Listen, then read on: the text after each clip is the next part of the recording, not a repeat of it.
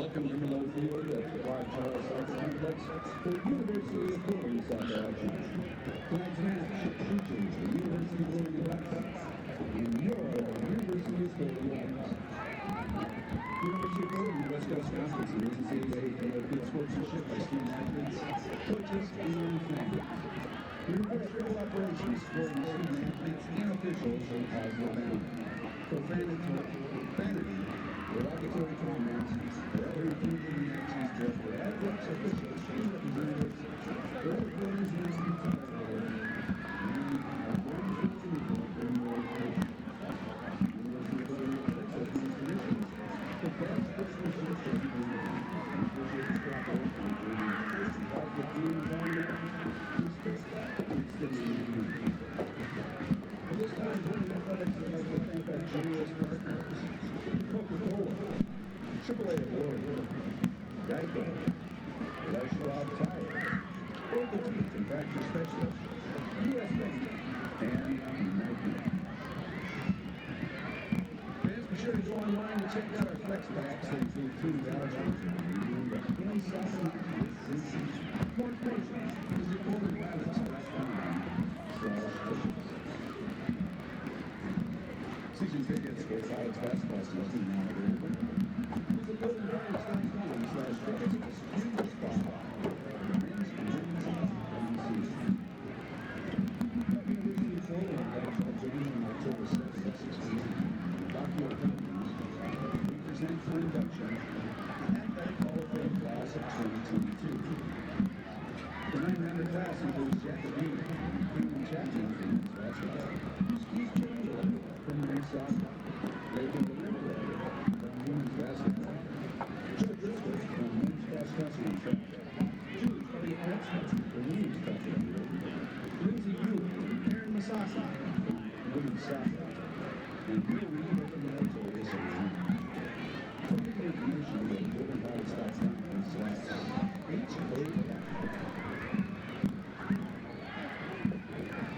Restrooms and concessions are located here in the University of College outside Stalemate. Fans can also utilize restrooms at the child site that meets the street for entry. Fans, be sure to follow Golden Pilots on all your favorite social media platforms and visit goldenpilots.com for news, offers, scheduling, information about your favorite pilot teams. One of those favorite teams is the Golden Volleyball team who defeated Portland State yesterday.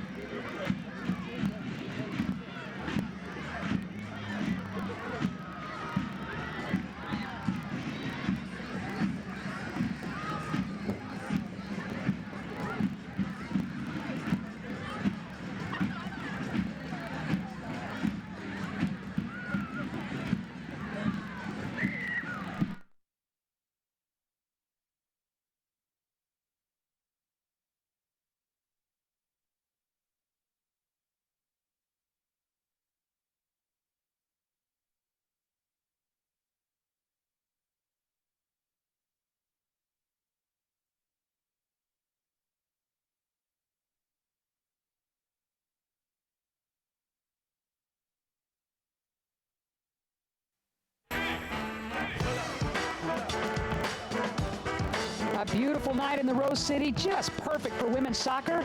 We're at Merlo Field on the campus of the University of Portland, where the hometown Pilots, receiving votes again, will host the Oregon Ducks out of the Pac-12. Another key non-conference affair for the unbeaten Pilots, who come into tonight's match riding a great start. Like I said, unbeaten through 8 matches. Good evening, everybody. Ed Schutt's joined by my broadcast partner, good friend Angela Harrison, former Pilot goalkeeper great. All right, Ange, in-state rivals going at it.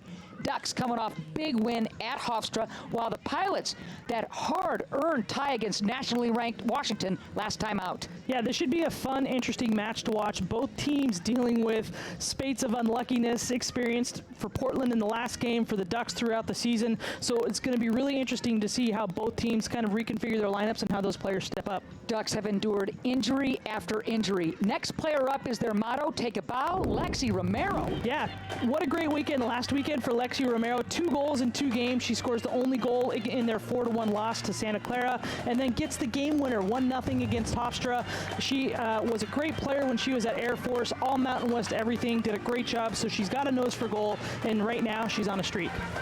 U of O's third-year coach, Graham Abel, who's turned this program around with consecutive winning seasons. And here we see Graham Abel pulling double duties as a goalkeeper coach, and luckily for the Ducks, he's pretty good at it. That's where he was the lead assistant for current Kansas City Current in the NWSL head coach Matt Potter as his head goalkeeper coach at Washington State in Oklahoma. So Graham Abel is definitely a person who knows how to get it done at this level. All right, to the Pilots, Colby Wilson, just named the WCC Defensive Player of the Week. Yeah, and man, for Portland, 3rd in a row. Colby Wilson gets it this week after the back-to-back wins from Pilot goalkeeper Bree Norris. Wilson, a part of this back line that has only allowed 3 goals this season in 8 games. Just a tremendous lockdown job. She came in, made that position her own, and has not looked back.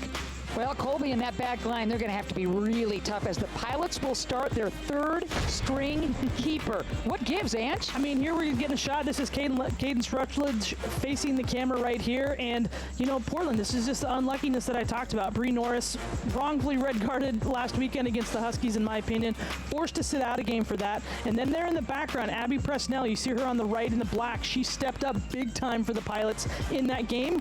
Breaks her hand in training this week. So she's going to not be able to play for a few weeks, and now it's Rutledge getting the start, who has a great pedigree as a Slammers FC goalkeeper, knows her stuff, and I am fully confident she'll step in and knock it out of the park. Michelle French is hoping the same thing. Head coach for the Pilots, 5th year, former UP All-America, and she's got her club off to a tremendous start. And has really had to kind of look at the chess game. I'm going everywhere with the metaphors tonight, but has really had to look at the chess pieces. I love it. In terms of, you know, fitting players in, you know, really listening and relying on our coaching staff, and looking to Maite Zabala as the goalkeeper coach to really guide her through this goalkeeper stuff that they're going through this week. She's got it. All right, primetime women's soccer on deck. The Pilots, the Ducks, renewing their non-conference in-state rivalry here at UP. Lineups and kickoff coming up next from Merlo.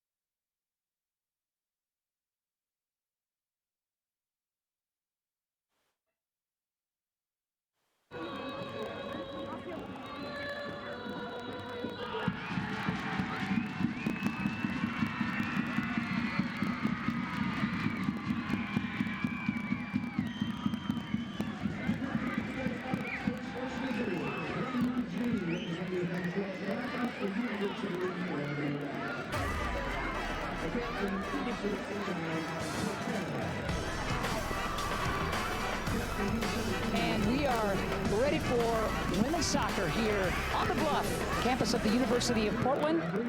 The Portland Pilots unbeaten, receiving votes, hosting the Oregon Ducks out of the Pac-12 non-conference game. And a big one for both clubs.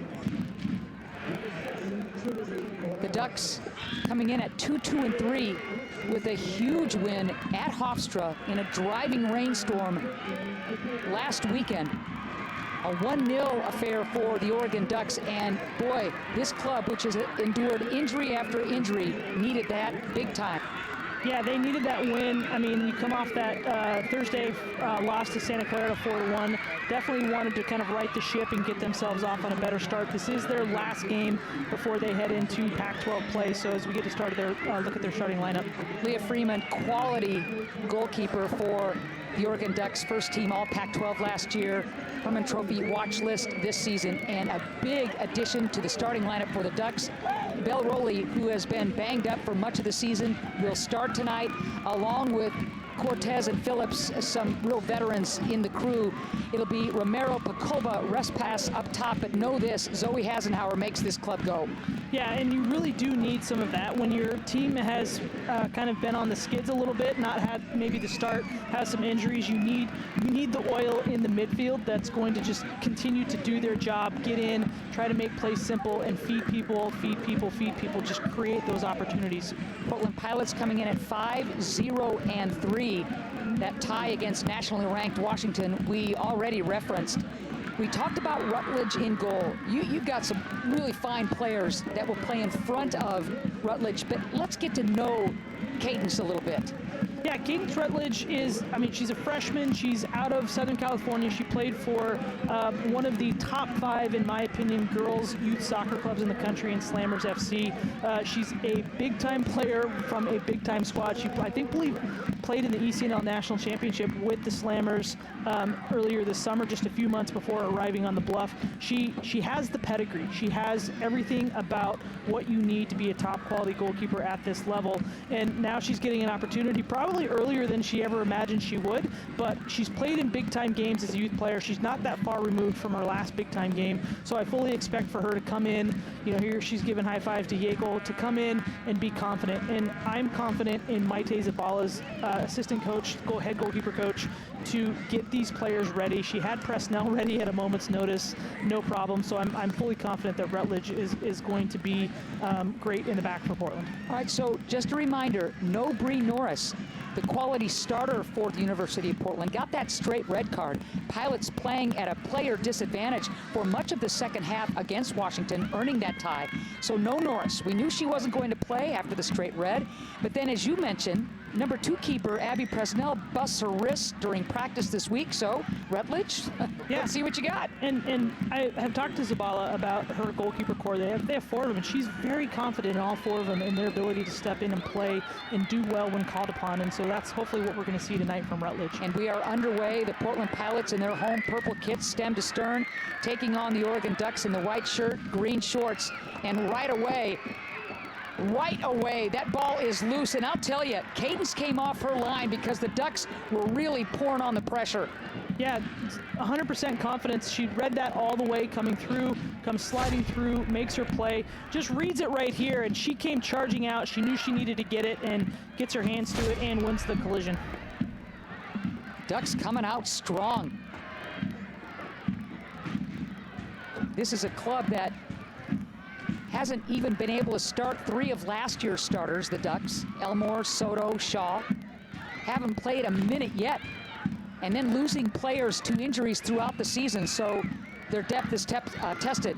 Well, I expected this start from them, I think, frankly, because when they played Santa Clara last week, Graham Abel said after the game that he sat his team in a little bit. You know, he wanted to really try to protect and defend and really try to minimize the amount of opportunities that Santa Clara created. And Santa Clara scored in the 3rd minute, and he fully accepted responsibility for that after the game and said, you know, we defended too much. That was the wrong idea. That was the wrong strategy. So, you know, this is the 4th WCC team that Oregon's playing this year, and I fully expect them and Graham able to, you know, learn that lesson from last week and say, all right, we're getting off on the front foot and we're going after this team. We talk about Graham Abel and Michelle French, head coaches for their respective clubs, and as good of friends as you can possibly have, and not just a good coaching friend, but really good personal friends, like family member kind of friends, these two.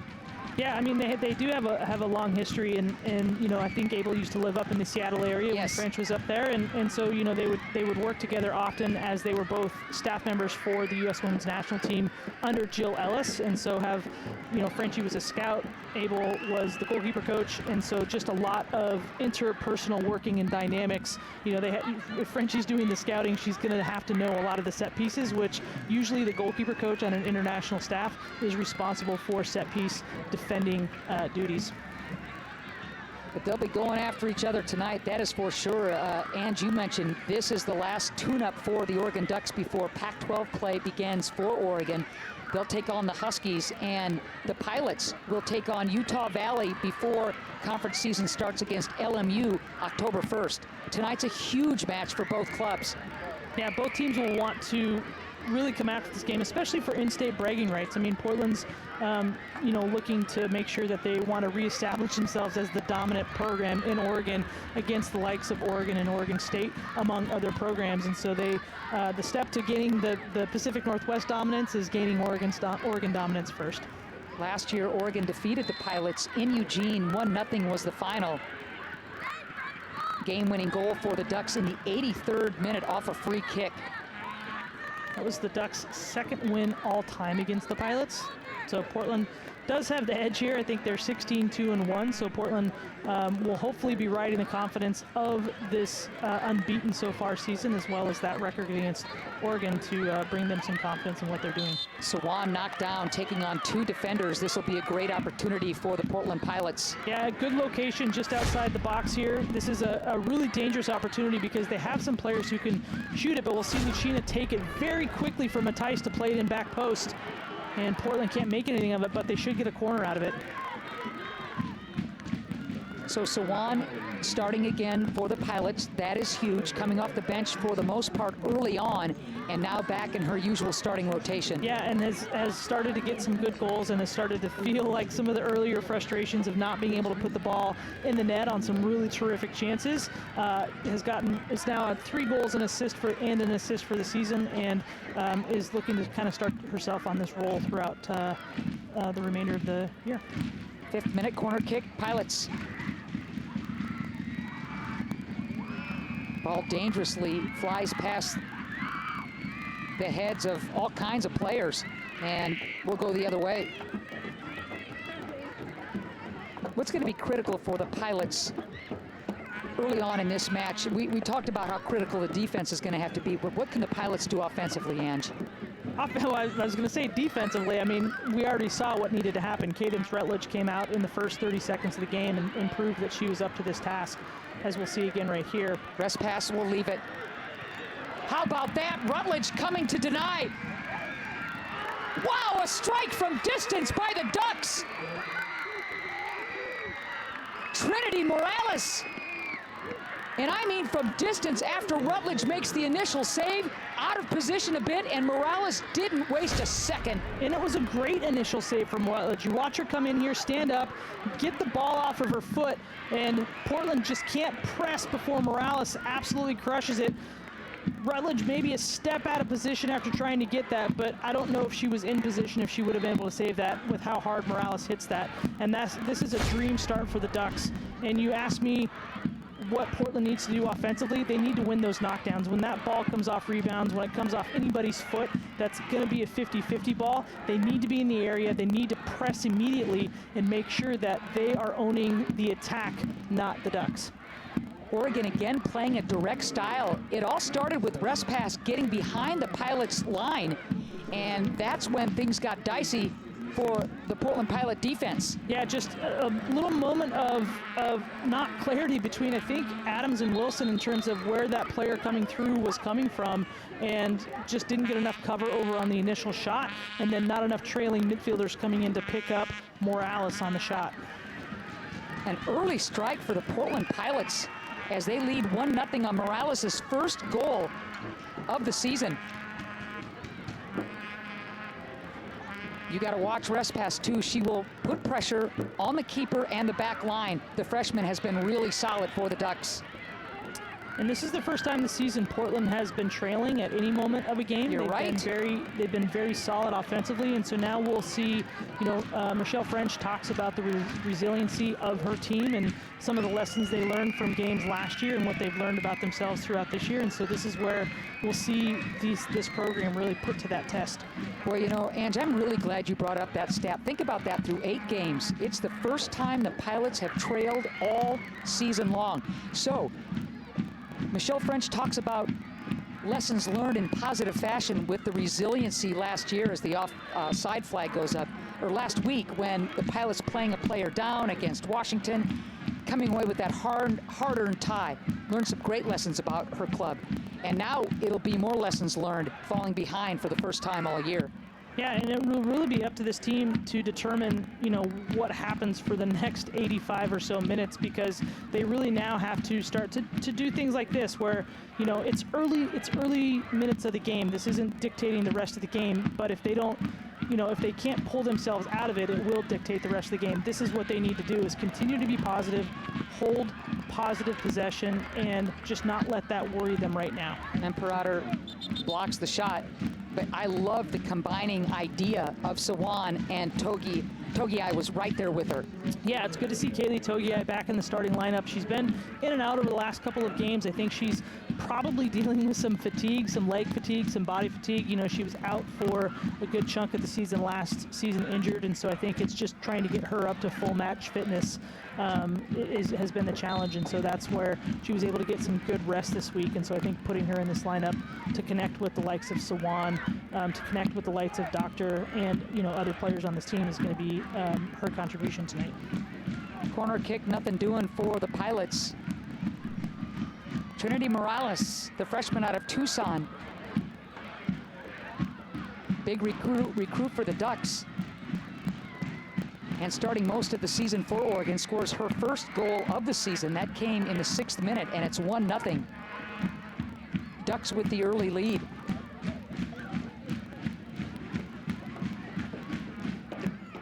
Great crowd on hand. Alumni night, Avid school night. Clive's Army well represented. They want something to cheer about, Angela. I think everybody's primed here. I mean, that was a great goal. Caught everybody a little bit off guard here, but I think Portland. Well, again, as I said, we'll just see how patient they can be over the next several minutes as they try to wrestle possession back here. Rowley, the transfer out of USC. Graham Abel so high on this kid. She's been banged up, and this is her first start since the injury against Gonzaga at the end of August. That's great news for the Ducks.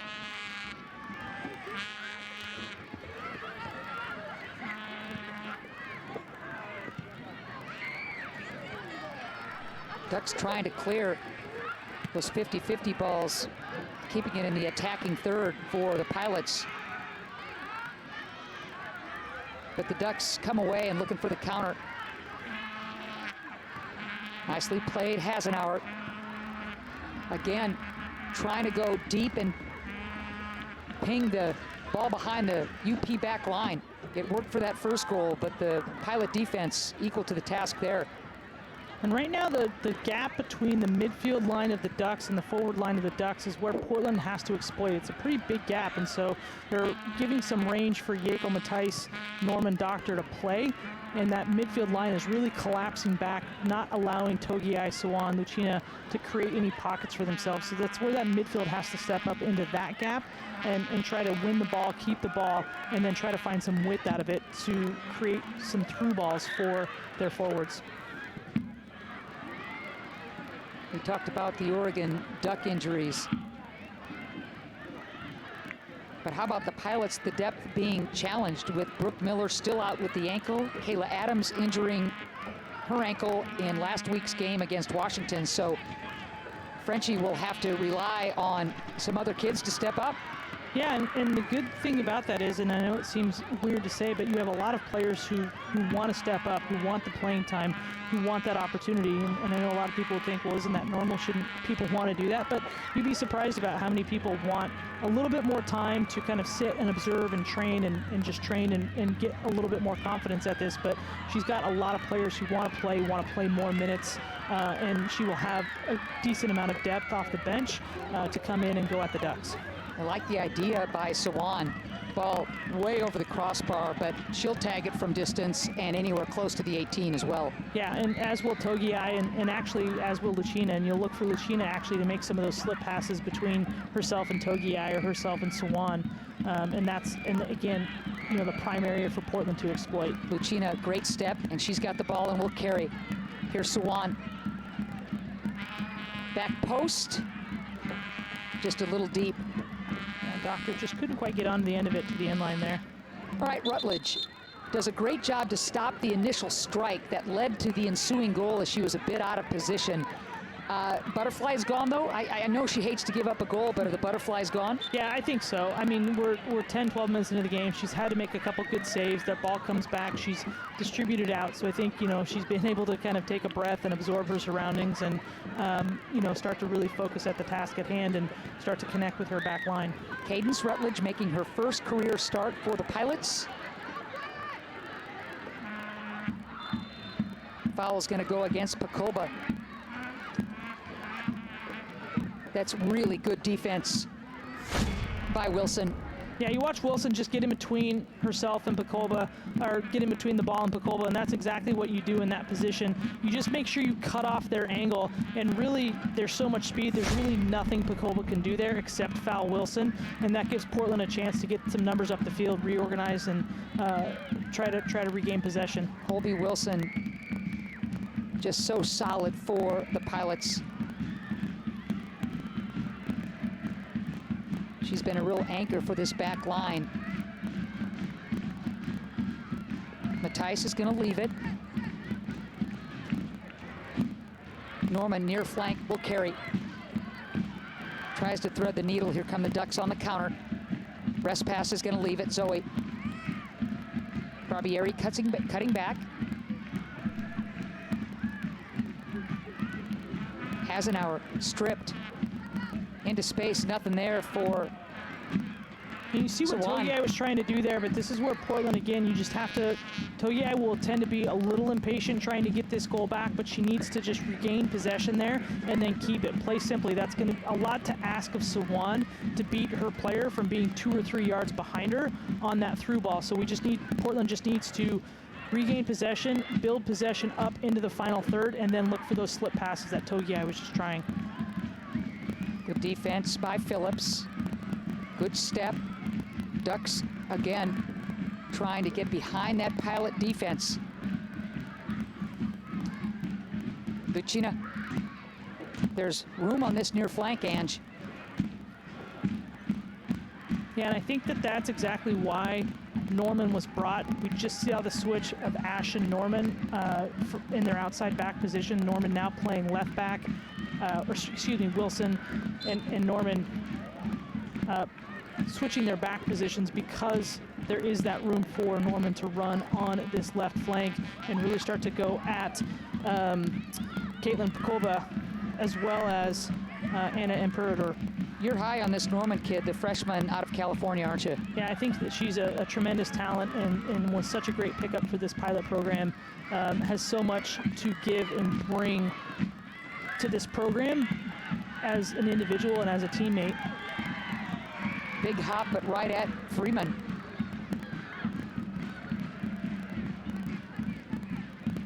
The Pilots looking better in terms of combining, using their passes to get an open look for their strikers. Yeah, and again, if you look at the back line of the Ducks and where their midfield line is playing, it's going to be a lot harder for Togiai and Sawan and some of these players to come off the pocket, get the ball and turn and dribble. There's not a lot of room, but the room is going to be in behind and out wide to the flanks. And so again, Portland just has to manage the runs off the ball to make sure they're not running offside and getting themselves in better position to receive some of those passes through. Temperature in the low 60s, wind's not a factor. We're in the 16th minute. The Ducks leading the hometown Pilots 1-0 on Trinity Morales' first goal of the season. That came early in this match. So that's where we stand, 1-0. Oregon's quickest goal of the year, and you know, they've been trailing a lot at half and having to chase games. Not tonight at this point. Yeah, and I'm sure Abel is thrilled with this start for them, and it's much different than obviously their start against Santa Clara. Quick strike for them versus quick strike for the other team, and so this is exactly where he wants his team, get them some confidence and start to play with a lead so they learn what it feels like. Really like that idea by Sawan. Had Togiai in the box. She was able to stay onside. Pass just missed connecting. Sawan's so dangerous with the ball at her feet, and not just scoring goals, but with the assists as well. Well, and this is where we've talked to Michelle French and learned about Sawan and more about her and what she's really worked on, the aspects of her game in the offseason, knowing that, you know, she's going to be playing kind of this the Taryn Reese role that, you know, Taryn Reese has had, now a Pilot alum, for the last couple of years as the main threat goal scorer. And now that she is going to be that role, other players are going to be open, and so she has to do what Taryn Reese did for her, which is draw attention with her runs, pull players in, and when she does get the ball, understand that she's going to be double or triple teamed, which means she has to find that next pass much quicker and play players through. I love the fact that you bring Reese's name up. She's in attendance at Alumni Night, 3-time first team all WCC. A great goal scorer, but understood last year, oh my gosh, if I'm Batman, I got Robin right here, yeah. and teams are going to have a handful stopping us both. I'm going to find Sawan. Yeah, and you know, Taryn Reese was a tremendous teammate like that, and you know, obviously somebody who's any forward is disappointed when they can't score more goals, but if you're setting people up, that's almost just as good when you're in that forward position, and she was happy to do that, and that's more than helped Sawan and Sawan's confidence and leadership coming in into her own right here. Love the look by Doctor, just missing Sawan. Here come the Pilots again. Wow. Wow, from distance. How about Yakel? Yeah, Yakel was looking for that. She knew she could, and it took a tremendous save from Freeman. Yakel picked out that top corner, and what's more surprising is the Ducks gave her the time to. You know, she sat there, dribbled, let it roll, and just hit it right up in there, and luckily it was far enough away that wasn't going to be too much trouble for Freeman to get to, but it's still a great save nonetheless for the Ducks. Freeman using that 5'10" frame, and she needed that, as well struck by Yakel. Yeah, you asked me before the game, you know, where are the goals going to come from, and I picked out a bunch of people, and Yakel's name was one of them. I know she can shoot. I know she's going to have herself in shooting positions, and she's going to surprise some people with what she can pull off. Yakel, the defender out of California. One of the better defenders on this club, but you could see from that last strike that she's not afraid to pull the trigger. The Pilots starting to boss their offensive third into some good opportunities. Well, and this is a good strategy from Portland. I like it. A lot of coaches and a lot of people don't like the long shots. They're very low percentage opportunities, just especially the farther out you get, the easier it is for the goalkeeper to read and make the save. But how compact the Oregon back line and their midfield line is playing together, if you're going to start taking chances from 35 and 40 yards, then that midfield line has no choice but to step up and confront you and make sure that you're not going to get that shot off. When they do, there's the gap between the midfield and the back line. Now you're creating pockets of space. So it's a good strategy. They're trying to create more opportunities, and they know that they won't necessarily be successful at this, but what they're doing is playing the game and trying to bait Oregon out, knowing that, oh man, this kid might shoot on me, I've got to step up. Now there's that pocket of space for Sawan or Lucina or Togiai. And especially if those shots are quality shots, like the one we just saw. Here come the Pilots again. Leaving it wide. Great opportunity for Portland. Left-footed shot, blocked. Oregon coming out. But holy smokes, you just saw on that shot, virtually, no, I don't think virtually, I think all 11 players for Oregon were in the penalty box as Portland was converging on the goal. I did not see Respis up in her position now. She had to work hard to get herself up and out, but you can tell, you know, the goals that Oregon has given up this season has definitely stung and has hurt them in a lot of different ways, not only in the win-loss column, but I'm sure, you know, Graham Abel as a goalkeeper, you want the least fewest amount of goals allowed, and so, you know, as soon as Portland has a striking chance, they're collapsing a ton of people into the penalty area trying to prevent any opportunity. Megan Rucker checking in for the Portland Pilots.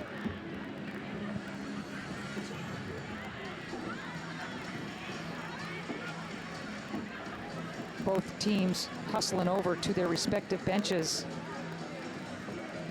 Morales down, now slowly climbing to her feet. There's a good look at the freshman Trinity Morales, who scored in the 6th minute for the Oregon Ducks, her first goal as a collegiate player, and the Oregon Ducks' fastest goal of the season.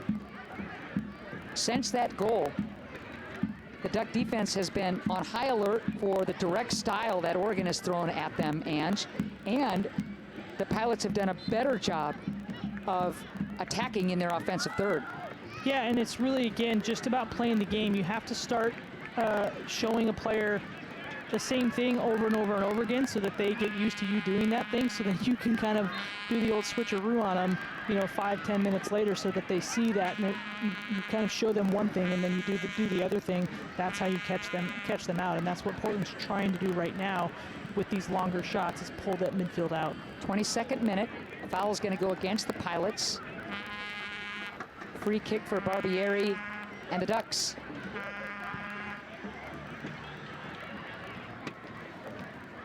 Respass tried to get ahead on it. You heard the whistle, will go the other way.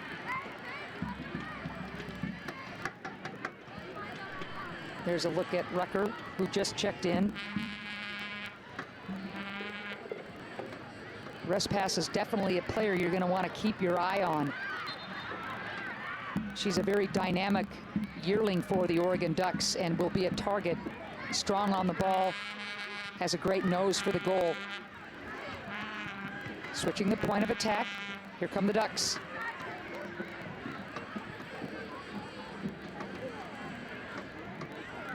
No problem for Rutledge.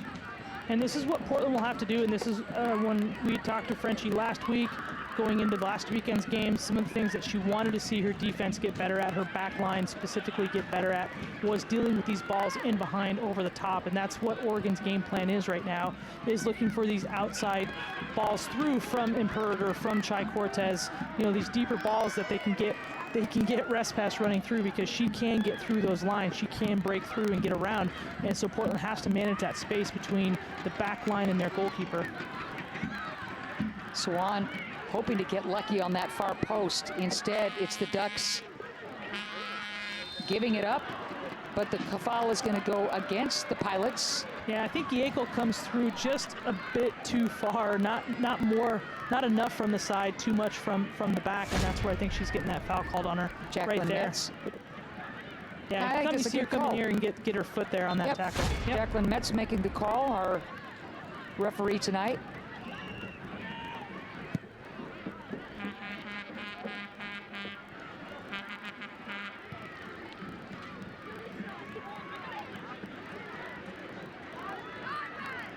Norman looking for help. Smart, throw in. Swan loses it.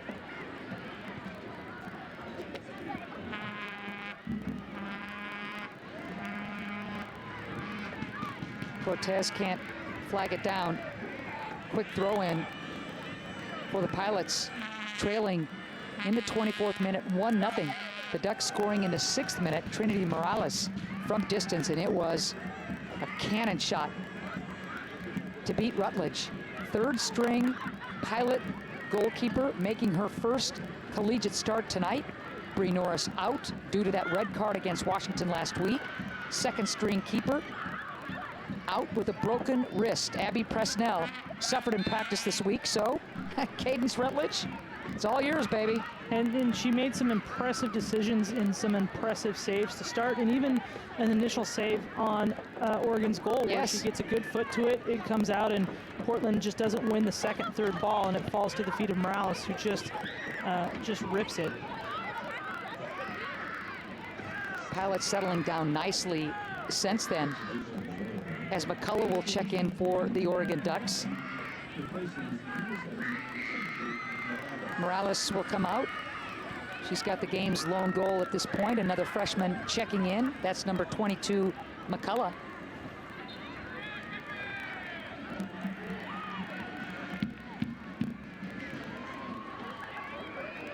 Rest pass will leave it into space.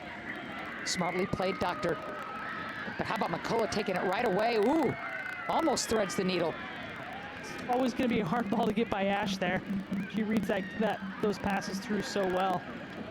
Oregon's defense again causing turnovers. Pilots returning the favor. Lucina looking for some help, and the Pilots will start it from that far sideline.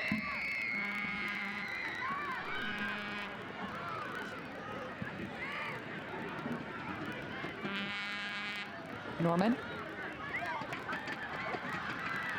will go the other way. Good Duck defense. Rucker will turn and leave it. Nope. She's going to find Barbieri.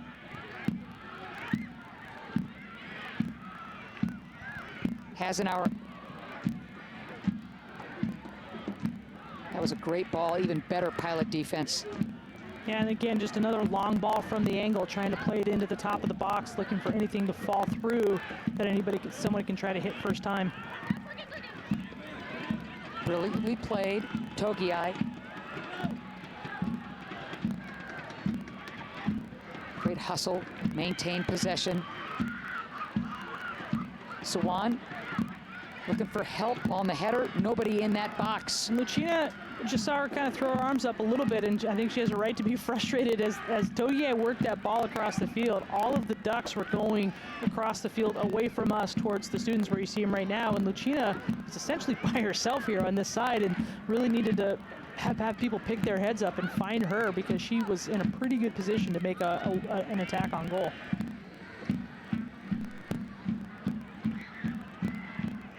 The German star who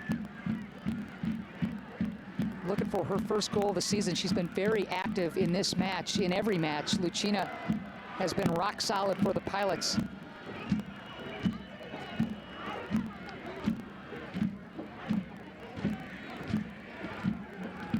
'28th minute, 1-0, Ducks.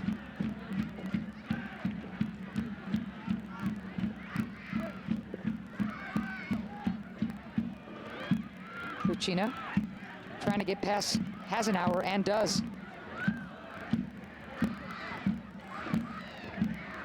Togiai gives it up. Lucina again.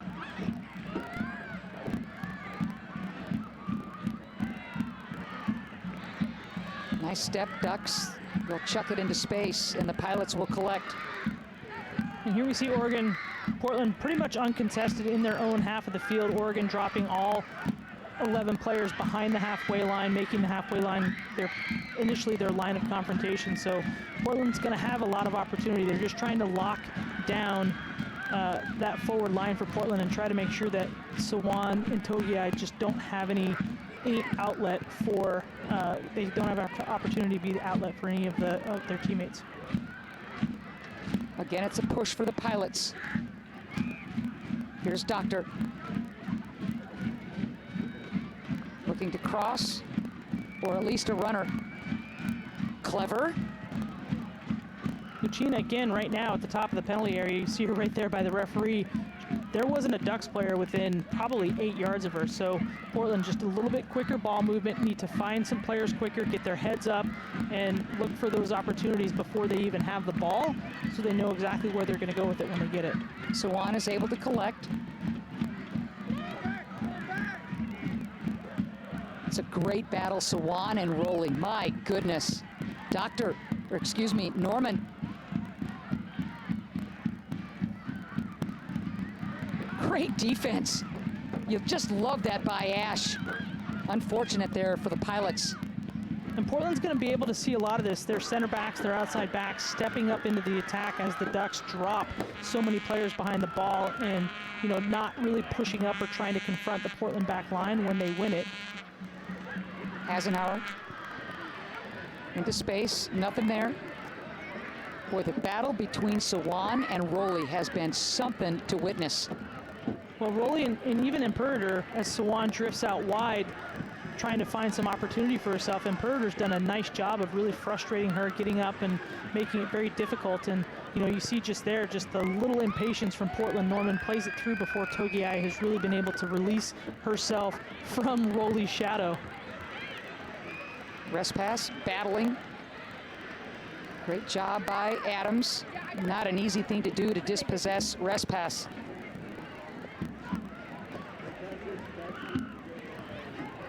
.31st minute. Pilots trailing for the first time this season as the Ducks score in the 6th minute to lead it 1-0. It's been a fun match. Ducks striking quickly, Pilots getting their defense organized, and then having some good opportunities in their offensive third. Here's Sawan.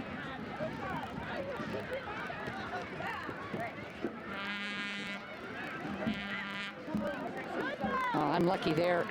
Yeah, just a little bit of a mistiming there, but I think the good thing about Portland is just what we're seeing right now is that they haven't been one-sided. We haven't seen Keely Doctor's side be the dominant side that Portland's attacking down, or Katana Norman's side be the dominant side that Portland's attacking down. There's a really diverse outlet as they try to just pull this Oregon defense wider to create more lanes and channels for teammates to pass through. Great defense, Lucina. Here come the Pilots. Lucina. Barbieri is there. Both teams playing very good individual 1v1 defense, Ange. Yeah, that was a great step from Barbieri, a good clean tackle, and I think that's the best part about it is that she wins the tackle and most importantly wins the ball from the tackle, and it doesn't go create another 50-50 or a knockdown. She's able to retain possession for her team from the tackle.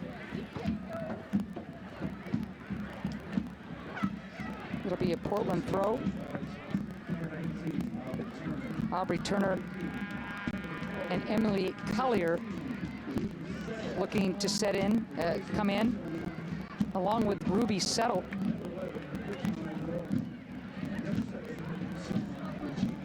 So Frenchie going deep into the bench. Well, we've seen Collier, we've seen all of these players, I think, start at some point or another, with the exception of Settle.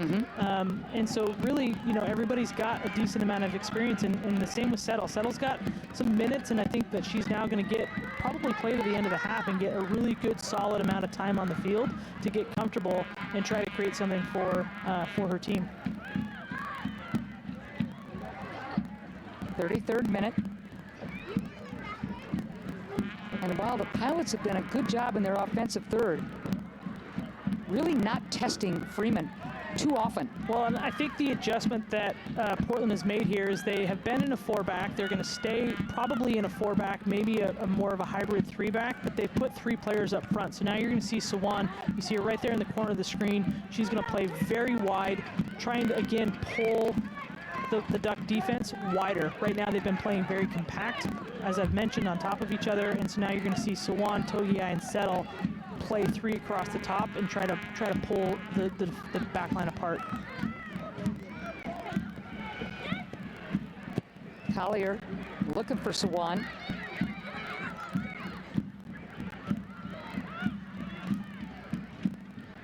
Trinity Morales scoring in the 6th minute for the Oregon Ducks. Fastest goal of the year for Oregon. They've trailed in many a game at halftime, have the Ducks. Not tonight, at this point. 34th minute. And as Ange mentioned right away after the Ducks were able to strike it home, it's the first time the Pilots have trailed all season long.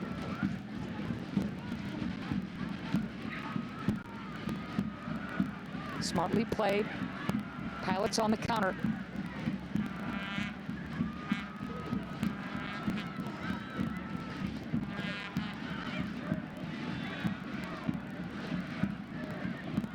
Settle's going to leave it. Hasenauer is there. Now the Ducks thinking about a counter of their own. Great job by Collier. Into space, beautiful ball.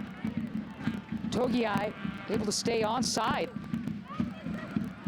She's going to get it right back. Matthijs.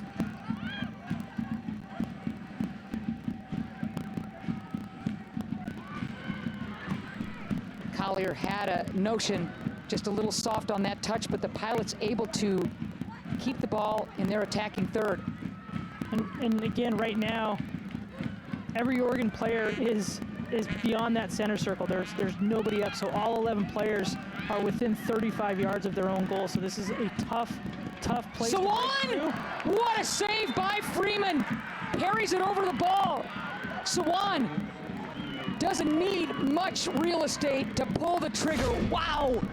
And what a great opportunity for Sawan. And Freeman able to get her hands to it, reads it well.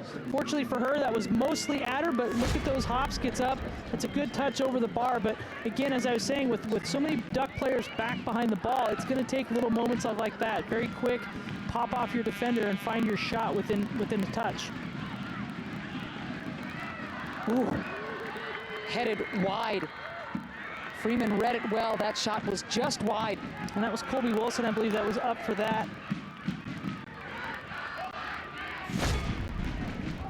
It's a good ball in. It's a good look at it. The Ducks win it initially, but Portland on that second ball. And actually, it's Aubrey Turner, my mistake. Yep. I apologize. That was a good look from Turner there. Boy, that shot by Sawan. Oh, man. Freeman reads it beautifully to parry it over the crossbar.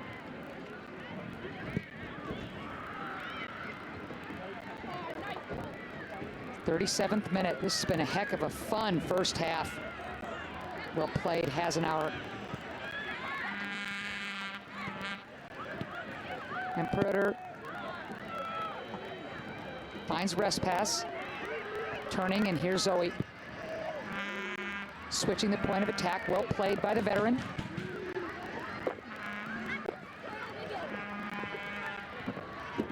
Great opportunity for the Ducks. Cortez, though, a little weak on that touch. Oregon still has it. Barbieri may strike. Nope. Hasenauer with those long strides.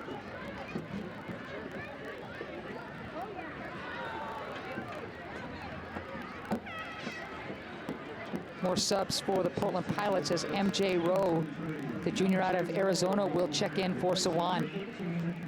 Sawan was terrific that first half. Terrific. And this is a great opportunity for MJ Rowe. You know, Frenchie is so high on her before the season started. Talked about all the work that she's been doing to come in and be ready to contribute. And now we're just hoping to see her make the most of her minutes on the field for this team. Foot race there, and Predator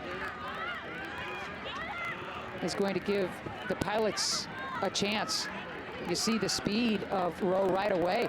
Yeah, I mean, she already has a goal for the team this season, and I think, you know, there's plenty of opportunity for her to score in this game. Her talents, her speed, her ability to cut it back, her left foot, and she reads that defense and can play off the shoulders of those defenders so well. I think that this game is primed for her to contribute. 38th minute, 1-0.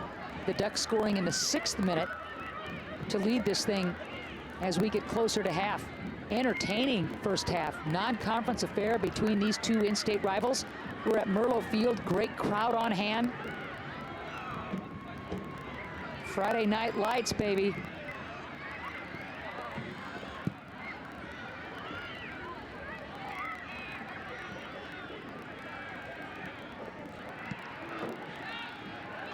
Well, the idea, Rowley is there. Pilots aren't done yet. Into the 18, but nobody wearing purple. So here's Collier.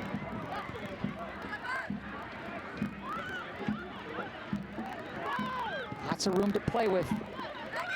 Ball's pinged right to Rowe. She's a left footer. Like the idea. Yeah, and had Aubrey Turner on that back post running through, was just ready for that ball to slip over to her, and was right there ready for it. You see here that ball comes in, and here's Turner, gets inside of her defender and was ready for anything as it might have come through. Way to break that down, and that camera angle really backed up what you were saying, Ange. That was a great run on that back post. Ooh, I like it when that happens. Student section in all its glory. Togiai. Gonna get it right back. Here's Rowe inside the 18. Rowe, boy, great cross. Like the idea, again, Rowe with that left foot, so dangerous. Yeah, and already, as I said, to come in and has created a lot of good opportunities for Portland. And I think that she can continue to do so if just Portland just continues to be patient as they have been over the last several minutes. They're going to keep creating some opportunities, and we'll see who's able to capitalize on it. McCullough into space. Rucker not able to flag it down. Togiai, just a great job of anticipating that ball. Rowe tries to get clever. Instead, it'll be Rowley and the Ducks working it from the back in the 41st minute.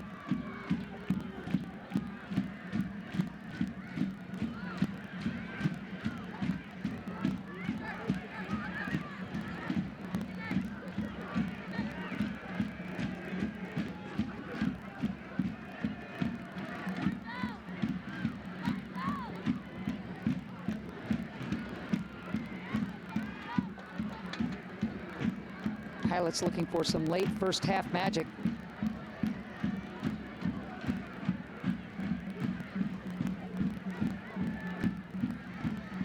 It'll be the Ducks with the throw.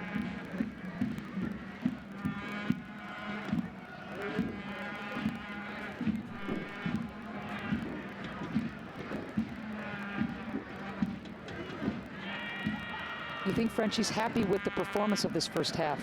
I think so. I mean, I think they've managed the conditions pretty well. I think that, you know, she's been, I would be happy with how the team has tried to solve the problem that the Ducks have presented to them, in that the main problem is just how many players they're pulling back into the goal and how packly tight together. And so what they're trying to do is, you know, a very basic game plan of just try to pull it out, play it around, be patient, wait for players to pull themselves out of position with your runs. But I think that, you know, what we've seen Frenchie do so well throughout this season is her halftime talk and her halftime adjustments. Portland has been very good at making, we saw this against Seattle U, at making really good adjustments at halftime.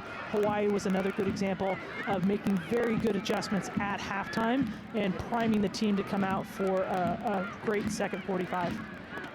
Rowe really affected the Duck offensive run there, creating the turnover. Here's Rowe again.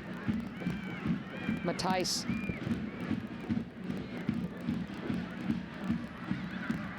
One touch, not there for Settle.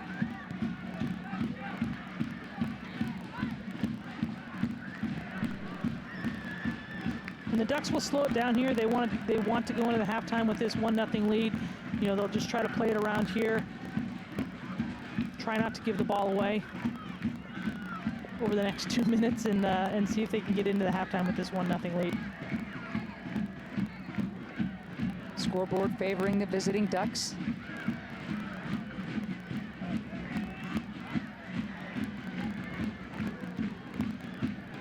Oregon throw in the 44th minute.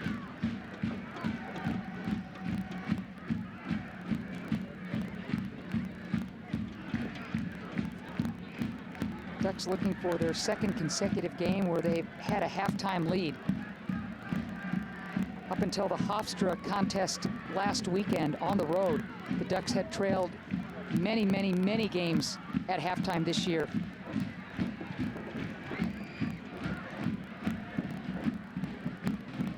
Rest pass so physical. Great ball, Hasenauer. Strike. Right at Cadence.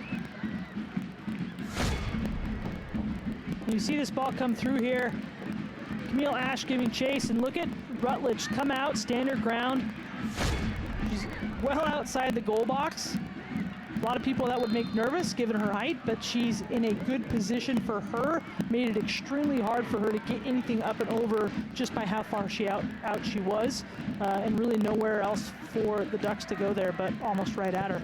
Romero looking for a goal in her third straight game. Blasts one off the terrific feed from Hasenauer, but right at Rutledge.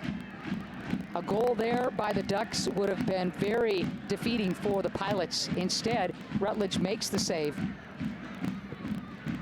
And the Ducks trying to go deep to get behind the defense again.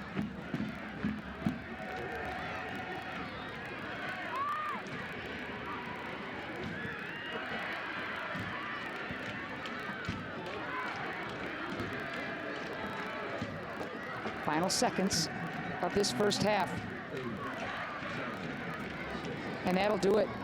Nice job by Cadence Rutledge getting her first career start between the pipes for the Portland Pilots, giving up the goal in the 6th minute, but really solid minding the nets. But that's where we stand at halftime here at Merlo Field. The Oregon Ducks with that goal in the 6th minute. Trinity Morales, the freshman, with her first career goal, giving the Oregon Ducks the 1-0 lead at the break.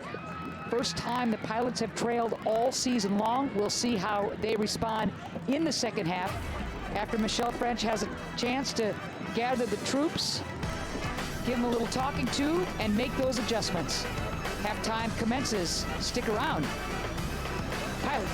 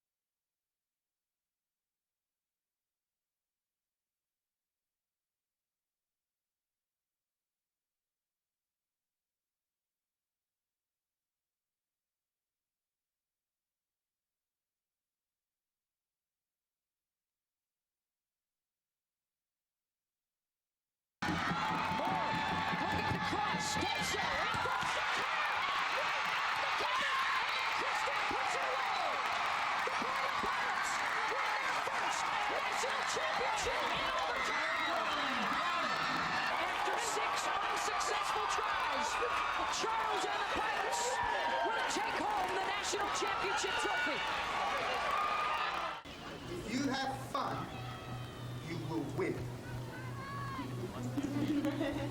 And you'll make me very, very happy. Let's go. Here we go!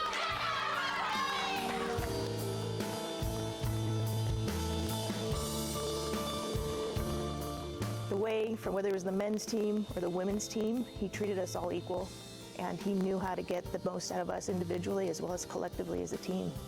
He's a gentleman, a scholar, as they say, but it would be hard not to like Clive. I mean, he lit up a room when he came in. You know, he's always the featured guy when he was around, everybody's talking to him, and he just had a great personality. He treated everyone with respect. I don't know that I ever saw Clive have a bad day. If he did, it wasn't apparent. How genuine he was and how he treated people. Tiff came to Portland when it was not cool to be at Portland, and the reason we won this today is because of her. So I just, as long as she knows that, you know that, don't you? And the only reason I'm here is because of this lady here. He thanked me for, helping in the history of the program, and the biggest thing I blurted back to, I love you. I don't know how you could put into words what he's done for me. And so what I try to do is just try to get back to the game and honor him by carrying on his legacy in my own way. And I pray that he's proud of me.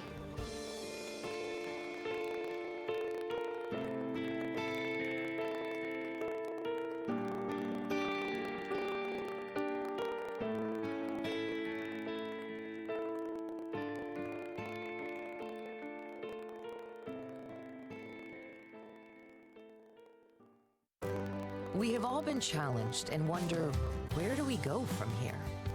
Find your purpose in a welcoming community. Question assumptions and discover truths. You could join a team researching ways to prevent cancer. Immerse yourself in social justice. Challenge yourself to rise above expectations and apply your knowledge to make a living and a difference. Engage in the pursuit of education with a deeper purpose at the University of Portland. Even when I was little, just growing up, I knew I wanted to play at college. I've kind of always just wanted to go here so I could come out to the games and like sit in the stands and see them, and like I genuinely believed that I could be one of them. Being on the court felt like nothing else mattered. I just thought it was fun. I've always been not the most athletic, not the tallest, not the skinniest. I know what it's like to feel like you can't do it, but you really can. I play to prove others wrong. I find purpose in making the people who supported me proud. Trust that all the hard work you've put in is going to pay off. Go out there and try to prove each and every person wrong that's ever doubted you. Running a race is one of the most physically and mentally challenging things, but crossing that finish line, that feeling just can't be matched. Competing feels like I'm on top of the world. All it takes is one conversation. I'm just proud of their team performance. All it takes is one opportunity to be successful. Big 10, they're in the championship round. Like, what can you tell me? I mean, what a celebration to have. Being in the stands as a little girl and now being on the court, being able to represent myself and the game and University of Portland. I used to see myself as just a basketball player. Now I see myself as a role model. Here's to the next gen.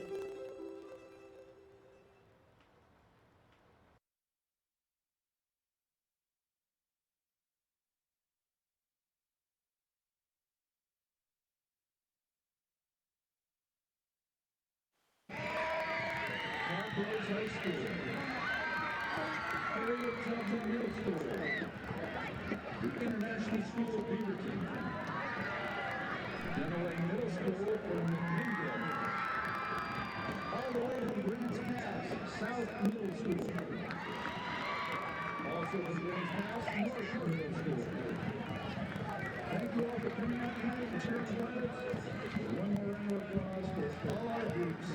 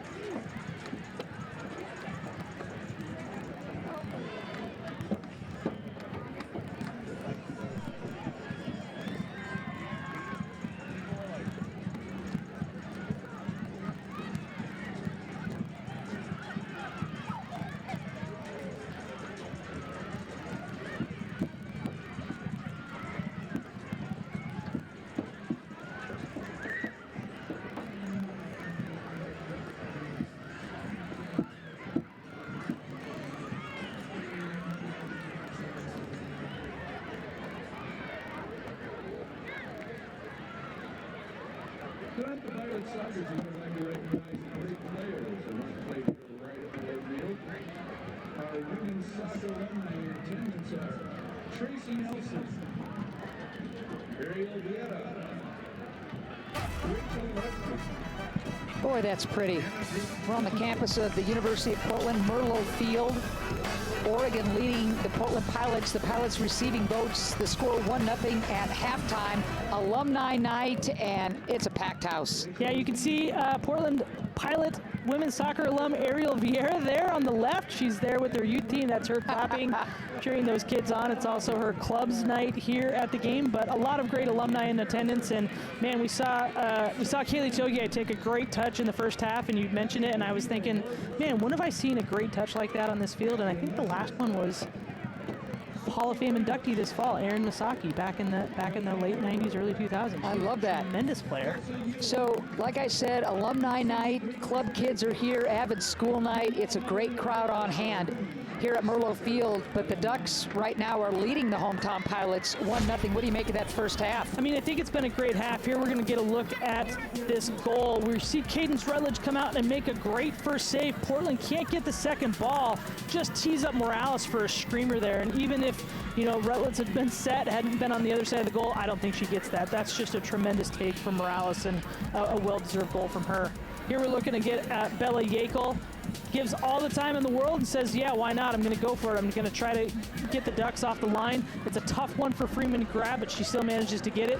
And then Sawan, no touches at all, just turns and looks and says, yep, I'm going to go for it. Because, again, this is how you're going to catch this Ducks team. It's not going to be through dribbling and finding any opportunity. It's going to be a little one-touch like this. It's going to be a header off an opportunity like that because there's just too many players packed in and around the penalty area for them to dribble through or find any quick 1-2s through. Possession all about the Pilots after they gave up that goal. What other stats jump out at you? Yeah, I mean, Portland had about 60% of possession in that game, and I think really the initial stat is just how much offense Portland has had compared. I mean, they're tied in shots on goal, but Portland leads on shots, they leads on corners. Oregon hasn't had a corner, meaning they haven't really been down in any good, dangerous defensive areas that Portland has had to deflect a ball out or save a ball out. So I really think that, you can see from these stats that Portland has been on the offensive the entire first half despite being down a goal. But the scoreboard says the Oregon Ducks, as Ange said, down a goal are the Pilots, 1-0, Ducks leading at half. We'll see what kind of adjustments Michelle French and the Pilots are able to make as the second half is just around the corner here at Merlo Field.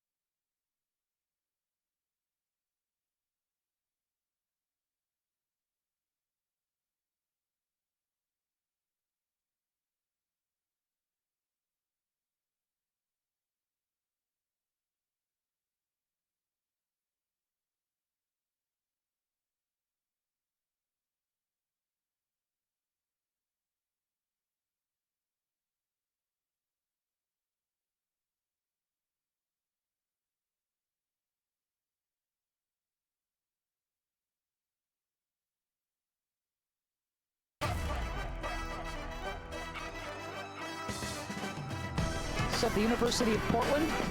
The Oregon Ducks leading the Pilots 1-0 at the half. Non-conference affair for these in-state rivals. Big game for both of these teams as they head into conference play very soon. All right, 1-0. We know the Ducks scored early, and then the Pilots started taking control possession-wise. What's it going to take to get that goal? Well, I think I'm very interested to see what Michelle French's team does in this second half. I think that she's been so good at halftime with her halftime talks and how she kind of reconfigures or resets the mind of her players to come out and attack. But I think it's really going to come down to can they manage the counterattack from the Ducks, because it's going to be long balls through, and then how are they going to break through a very packed back defensive third, Portland's offensive third, and really it's going to come through the width of the field, pulling that back line apart and creating channels for runners through. You're not going to get a whole lot of 1v1 dribble, face up, and beat players. It's going to take a lot of quick passing, 1-2 ball movement, and not a lot of dilly-dallying on the ball. Morales leaving it as the second half is underway. Looking to turn the corner on Togiai.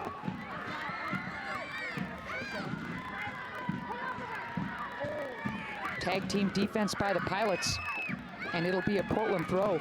Want to remind you, and Ange will fill you in, Bree Norris, the #1 keeper for the Pilots, got that straight red card against Washington last week. Obviously not playing tonight, but the #2 keeper who had played so well when Norris went out, you know, Abby Presnell was ready to, okay, I'm good, and then breaks her hand in practice. That's the #2 keeper. So now it's Cadence Rutledge making her collegiate debut, the #3 Pilot keeper. Yeah, and just, again, so unlucky for Portland. That was a very hard done by call for the Pilots, for Norris to get that red card, and it was unfortunately something that they couldn't appeal. And so then, you know, Abby Presnell gets pressed into action immediately and does great, does fantastic, and then, you know, has the injury the next day in training that's going to keep her out a few weeks. And so Cadence Rutledge steps in, but I have talked, again, as I've said, to Maite Zabala, the goalkeeper coach. She's so confident in her goalkeeper core. We talked a little bit about Rutledge and just the pedigree that Rutledge has in the youth club that she's played for, and she has played in a lot of very high-profile, high-pressure, high-stakes games as a youth player. And for them, for Portland, this isn't necessarily a really high-stakes game, but it is for Rutledge. She wants to make sure that, you know, she keeps this Portland tradition so far of this season of, you know, no shots, no goals type things, of trying to keep a clean sheet, of trying to, you know, really take pride in the defending that they're doing, and allowing as few goals as possible. First time the Pilots have trailed all season long. Let's see what they've got this second half. Shot blocked by Sawan. Ooh, near post. Like the idea. And Togiai has been extremely active, as she has been all the first half, to open up this second half. Yeah, I think there's a real opportunity here for Togiai. As I said in the open, she's been in and out of games over the last couple games. I think it's a fitness issue, but I think, you know, what she's really now primed. She's had a good spell to kind of sit, rest her legs, and get herself right. And I think that, you know, again, she's another player who's primed to do something special tonight. Again, playing a long ball.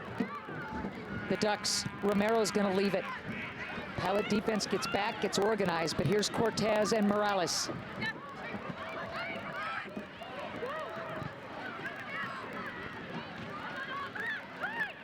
Look out, Cortez. Nothing there on the shot but the side netting. And how about Ruby Settle getting the nod to start this second half? Yeah, and I think it's really just, again, you know, giving Selma Lucina a chance to take a break, and where are they going to find those opportunities to put Lucina back in the game. But Ruby Settle played last 10 or 15 minutes or so of the first half, and she's such a good player. She has a lot to contribute. She's very smart on the ball, makes good decisions, and I think for her, you know, that's a good sub with Lucina, because Lucina's the same. Portland needs somebody that's going to hold up play, find opportunities, and has the ability to make those passes. Aubrey Turner with the ball, starting the second half as well. Here's Togiai looking for the cross. Dangerous ball. Looking for Sawan on that back post. Yeah, and a really good opportunity there from Portland. Togiai takes that so well, and Sawan smartly doesn't go up to challenge that because she's looking at the angle of the ball and the angle of the Duck defender, knowing there's not really a lot of places that she can put that butt out, and Sawan will take the corner there.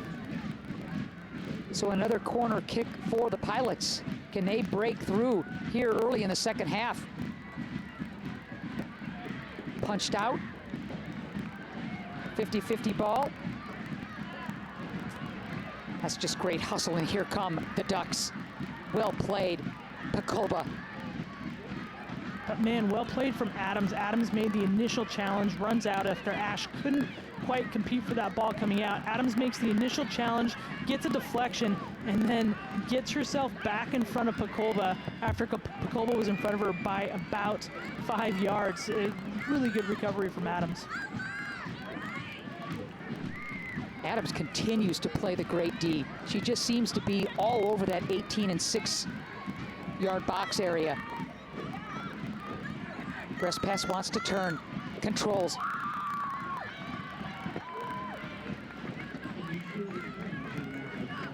And the Pilots obviously owning the corner kick department, which was crucial for Michelle French in terms of not giving the Ducks a lot of corner kick opportunities.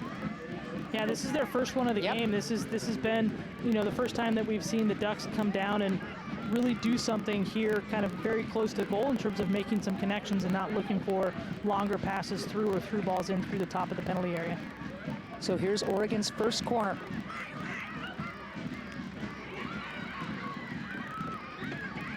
Has an hour, had a notion. Sawan was there.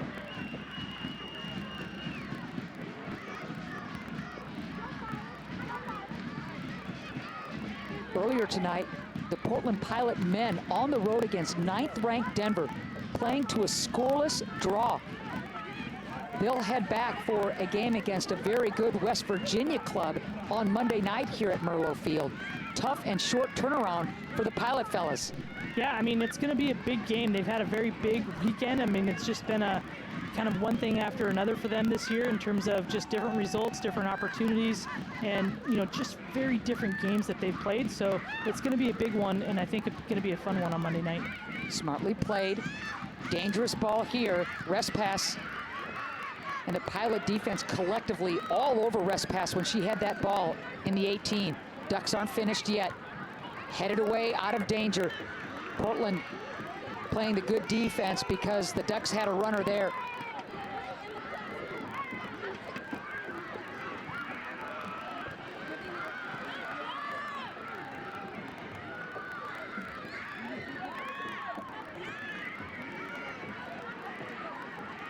These first few minutes of this half, Ange, so critical for both clubs. Yeah, and it's been, as I said, just very interesting to watch the adjustments. Oregon definitely trying to get more into Portland's back line, not looking for those long balls as we saw them do through the first half, looking for a bit more combination play to see if they can crack this back line. And Portland now just threatening out wide. They're really, again, as I said, trying to stretch this back line and pull their outside backs out, creating some channels for Settle, for Sawan, for Togiai to run through. Unlucky there for Norman. Really a well-timed tackle there, but it'll result in an Oregon throw. Early in the second half, good crowd on hand, alumni night, Abbott school night, some club teams, youth teams on board as well, and a great night for soccer. Temperature in the low 60s, wind's not a factor, dry. You gotta love that. So it's a perfect night for soccer. Sure is. Romero. There's a deep ball. Rest pass wants to turn. Rest pass still with the ball. Leaves it into space. Blocked beautifully by Norman. Norman reads that well from Pakolba, gets herself up. That ball comes in. Pakolba takes a good chance at it, but Norman read that every step of the way, knew she wasn't going to be able to win it, but knew exactly where she needed to get herself and put her foot to make sure that Pakolba's shot came to nothing. Ducks with the pick. Barbieri will send it back. And here's Cortez. Cortez will carry. Side netting. You picked up right away Oregon's change of tactics offensively, and you're right, combining more, really using that midfield and Hasenhauer to get things clicking instead of just chucking it deep. Yeah, I think they really feel like they have an opportunity here to come at Camille Ash and try to pick around her on the outside corner, but we'll see how Ash adjusts. Ash is very good defensively, as we've seen time and time throughout this season. Togiai looking through the angle. Togiai!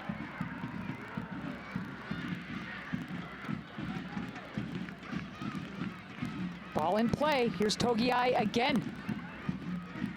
Back post, headed away. Good duck defense. Pilots still with the ball in their offensive third. Turner's gonna leave it. Here's Togiai. Ball lofted up. Dangerously bounces near the 6. Smartly played, Ash.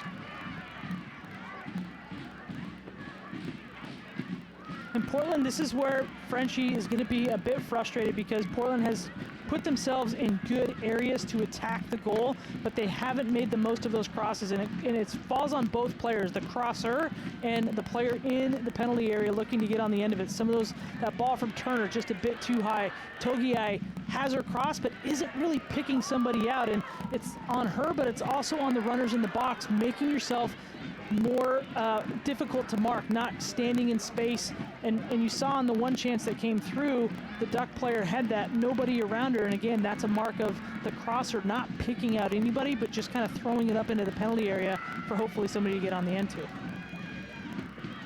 Is that a subtle communication where with the head, with the hand, or is it just the timing that comes from a million reps in practice? It's a lot of timing, and it's a lot of knowing and being able to get your head up and see, and you know, a little bit of both. The communication, knowing exactly, you know, if you have Sawan on the back post, where she likes it, where's the best place to pick her out and get it. And then, you know, if you're Sawan and you see the player defend it, how to hold and check your run and pull yourself off the back shoulder of the defender or drive into the space between the outside back and the center back, and both players making that adjustment for the type of service that needs to come through in order to pick her out.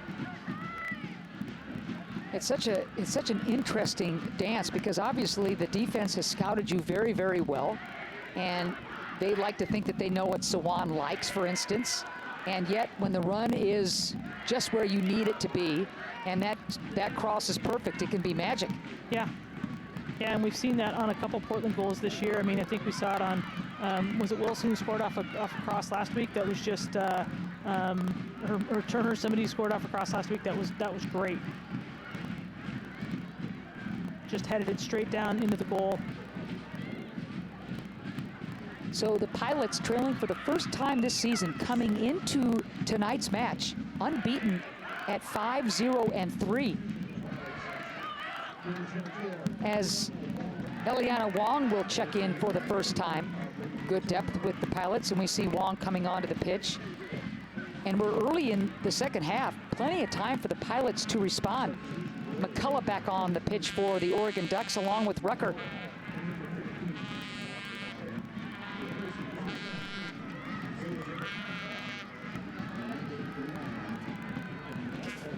Pacoba, Hasenhauer will sit for a while for the Oregon Ducks. They lead this on an early goal by Trinity Morales, 1-0. They've been working their socks off through the first 15 minutes of this half, just being everywhere for the Ducks, trying to win things and really throw a lot at this Portland back line, especially Pacoba, as she's been running at, you know, the back line between Wilson, between Adams, trying to just kind of create chaos in there. Yako trying to find Togiai. Pilots will try and get things organized in the middle of the park. Yako again carrying, attracting a lot of defenders. And here's the turn by Sawan, switching the point of attack. Wong. Wong double teamed. And you saw Yekel, as soon as Yekel got the ball and started to break through the midfield, 3 Oregon players collapsed almost right on top of her. And Yekel has to have a game plan, but more importantly, Portland players have to be making a run to be available off the ball. It's not just good enough to make the run into some space, but to make sure that Yekel can play that ball to you and get yourself into a good position to help them keep possession and get that pass. Another corner kick for the Pilots.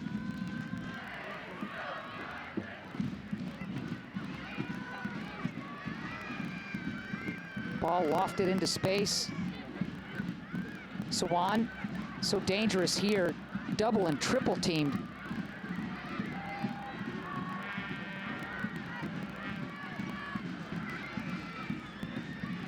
Wong.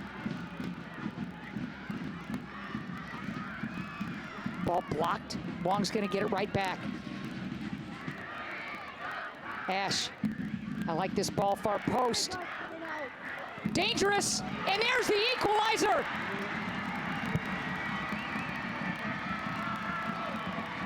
The Pilots getting on the board. You love the initial pass, and then Freeman finally beaten with the equalizer, and Swan is just so darn tough in the clutch. And you watch this, Camille Ash does exactly what I talk about. She gets her head up, she picked this ball out right for Soph Matthijs. Togiai gets up to win it, and it falls to Swan. That's great from Portland, but that came off because Ash found somebody to play to, and it came off and happened. They had to get it off the second ball, but look at Swan. She's getting her team into it. Let's go. Let's go get another goal. We've got the equalizer. Now let's go after him. Swan in a perfect position as that deep pass was pinged around into space, and Swan needs little space to bury it. Foul's going to go against the Pilots. Free kick coming up. And that's what Ducks. Swan does so well. She reads those second balls. She looks at that ball. She knows that it's probably going to fall at some point, and she's the optimist. When you're in those positions and you're the attacker, you can't be pessimistic and think, well, the ball's not going to come to me through those players, so what's the use of making the run in? She's going to be confident and say, either my player is going to flick it on or it's going to go off the head of an Oregon defender. Either way, I got to be in position to bury it, and she was. 4th goal of the season for Swan. Ooh, dangerous situation there for Rutledge, who came off of her line, tried to bat it away, and then some collisions near that 6. I'll be interested to see a replay of this because I'm not sure how Rutledge wasn't fouled here. As she comes off her line, comes into it, and you see, well, there you go. It was Ash who kind of impeded her and blocked, and you see Rutledge land pretty hard, but she just needs a second to get up. She'll be okay. I've done that a time or two, and it's definitely stings a little bit. Corner kick for the Ducks. Oregon wants to get that lead right back here in the 62nd minute. How about Swan with the equalizer? 4th goal of the year, does it again. Place goes nuts. We've got ourselves a brand new match. And that's exactly what Portland needed at that time, just right at the edge of the first 15 minutes of the second half. And really, that means that Portland is looking at the next half an hour of, okay, we're in this game, and not the next half an hour of, man, we're still in a hole we still got to climb out of. Cortez with the honors on the corner. You see the Ducks really pinning in Rutledge here. Short corner for the Ducks. Morales and Cortez.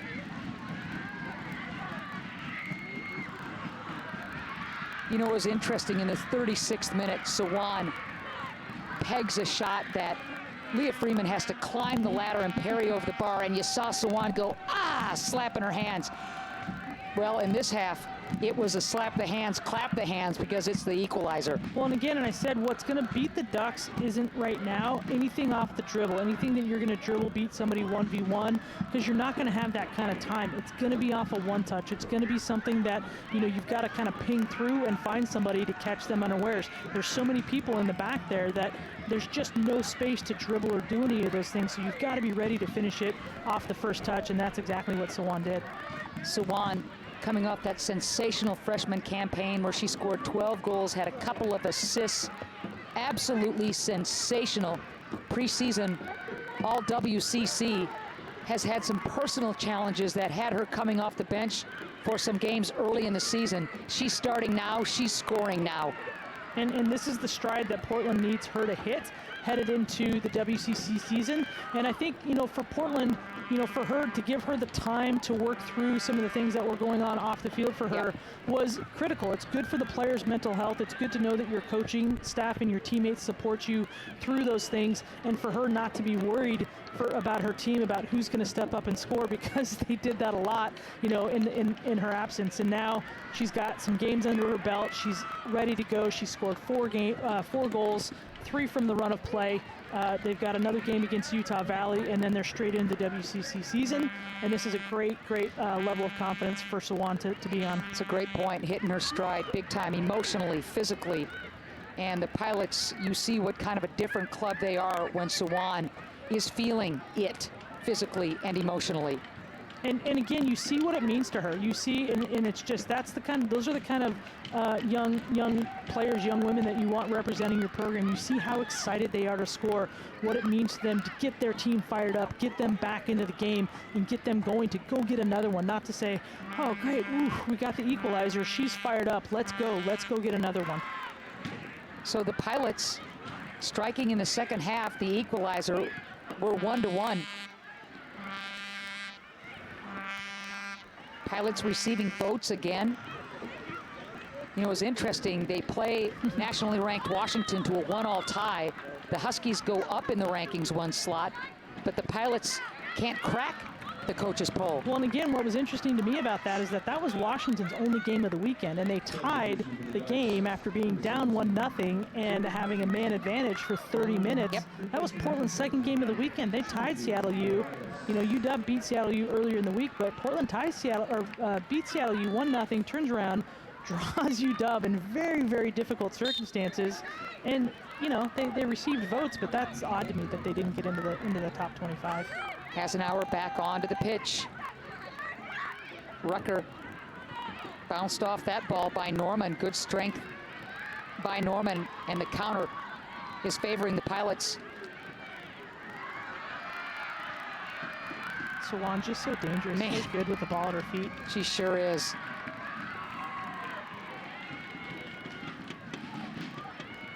Duck throw. And Perder had to be so good there to try to keep Norman off the ball. That was very good from her. Just the right amount of shielding, trying to get in there, because Norman had maybe a step head start and was almost looking in to get that touch and get around Perder. Well, this has been a heck of a match. Great crowd, perfect night for soccer. Pilots draw even on Sawan's goal.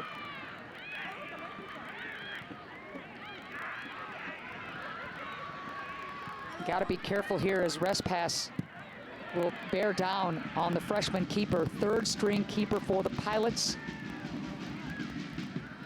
How would you grade Rutledge at this point? I mean, honestly, for the circumstances that she is stepping in and what she has done so far in terms of her bravery, her confidence, her decision making, it's so hard to come in these positions and not second guess everything that you're supposed to do, just because of the circumstances around everything. So for me, I give her an A. I mean, she has conceded a goal, but she made the first save. The shot was a screamer, not really savable. I'm not sure anybody saves that at this point. I agree. And I just have been so impressed with how confident she's been and how prepared she's been to manage the game in these circumstances and to acquit herself so well. And really just kind of, again, show how great this goalkeeping core is, how much they support each other. If you watch and you look after the game, if you have the cameras on, then you'll see all 4 of them coming up, talking to each other, supporting each other, giving each other any kind of credit they can, and they will be so thrilled with the other 3 for Cadence Rutledge, regardless of what the score is in the next 25 minutes. Frenchie says that, I quote, "Our core of keepers could rival any of the top programs in the United States." That's straight from Frenchie. Yeah, I fully agree, and I think that it's just what those 4 have done is their job, and what their job is to make Maite Zabala's job in picking a goalkeeper extremely difficult. Like when you have goalkeepers like that you just, I've done it before, you agonize over who you're going to put in goal because everybody is doing well, everybody's playing well, everybody's supporting each other, and it's just the worst position to be in, but you're so happy because they're doing what you've asked them to do and more. She could be challenged here. Great step by Adams. Rest pass had a coming like a house of fire, and Adams with the step.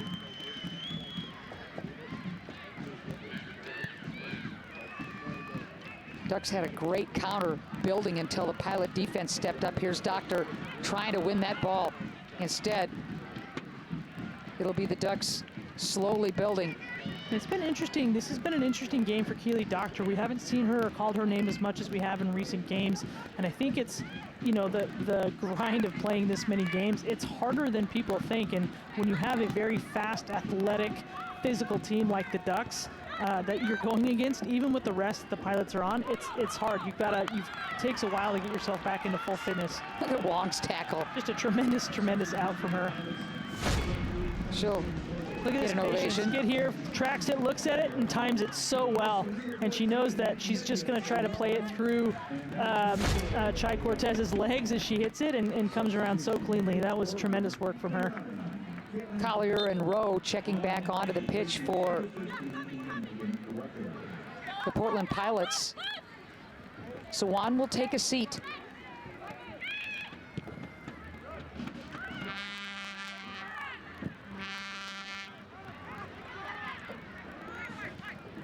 Norman settling in to play the defense. And again, I like this substitution from Frenchie. She's got Katana Norman and MJ Rowe on the same side. They're going to be coming at Pacova.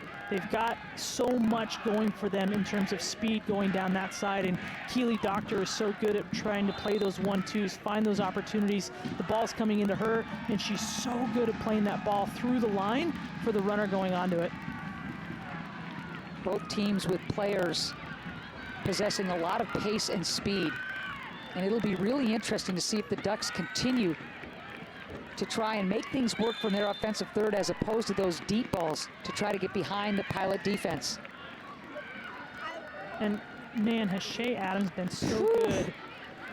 So good this half. I mean, you're looking at Angenet rest pass, and she cannot find a sniff right now. And, you know, Shea Adams, again, next 20 minutes, we'll see what happens, but Shea Adams has almost put her in her pocket and said, you just stay right there. I'm just going to just put you right there in my pocket, just give a little pat to it, and you just stay right there.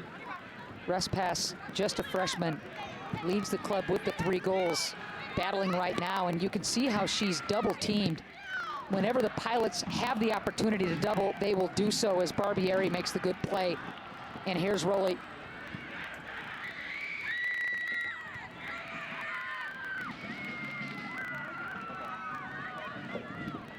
I think Lucina could play a very pivotal role down the stretch here. Ange, what do you think? Yeah, and you know, we saw that you know, when in Hawaii when she played an absolutely tremendous ball through for that game winner. She has such good patience. She's so good on the ball. She's very composed, and when it comes time to play quick, she knows how to do it, and when it comes time to slow it down, she can do that too.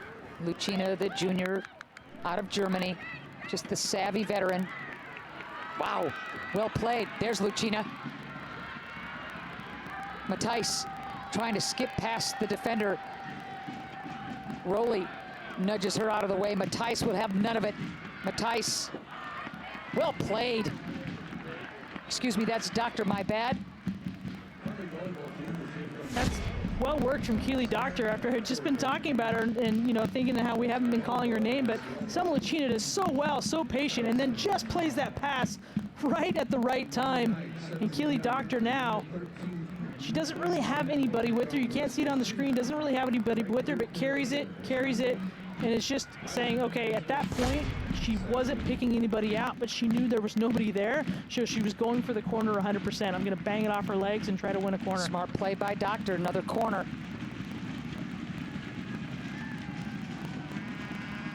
Ball knocked out of harm's way. MJ Rowe did a nice job of stopping Romero's progress. Yeah, she was recovering from the corner. She was taking the kick there, and you saw just how fast she was able to get back and get in front. She didn't need to tackle from behind or pull her back or do anything. She was able to get in front of her and slow her down. This time the Ducks do want to go deep. Rest pass making the big run. Back in. That's really good Pilot defense. Ash getting a noggin on that one.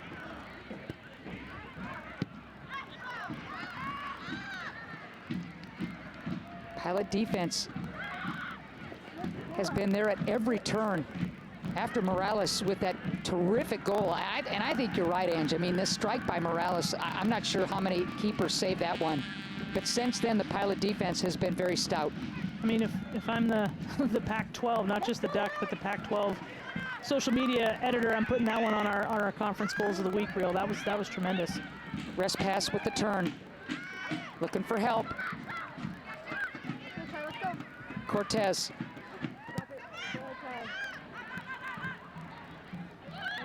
Scoop into space. McCullough. Again, we'll leave it for Cortez. That's so well worked by the Ducks. They were so good, and I think that, you know, Chai Cortez is such a good player, but she's had a couple balls coming into her that she's tried to play in that she just can't get the strike. I'm not sure what's going on, but you can tell she's a bit frustrated because she is such a talented player. She is very good with her left foot, but she isn't quite connecting the ball like she's used to hitting that, and so we've seen them go out kind of on that near post side, unfortunately for her. Lucina will take a seat. Togiai back in. Morales back in for the Ducks here in the 74th minute. It's one apiece. Oregon led it 1-0 at the half. The Pilots responding beautifully on Swan's goal in the 60th minute. That's where we stand.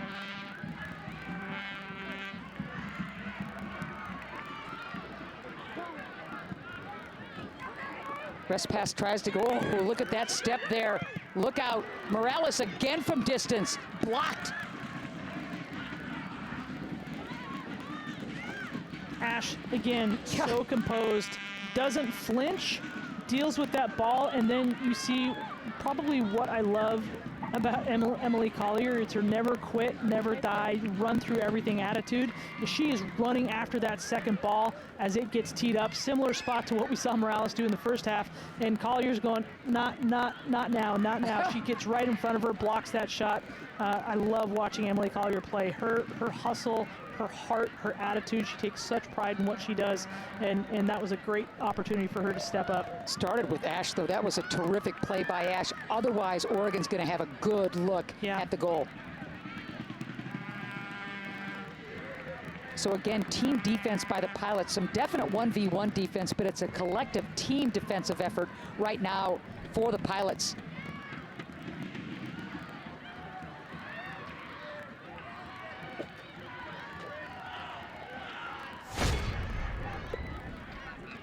We see this ball comes in. We can just get another look at it. Camille Ash again, so patient. Again, doesn't. And then Emily Collier, what a block. What an absolute great play from both of those. And you know, Camille Ash does the defender's job, which is to be a pessimist, is to sit there, hold her position, and think like, hey, that ball's, you know, I got to be here in case that ball's going to go through. I'm the one that's going to be the one to stop it. And she's right there, sticks her leg up and prevents what could have been a very, very dangerous opportunity for Oregon.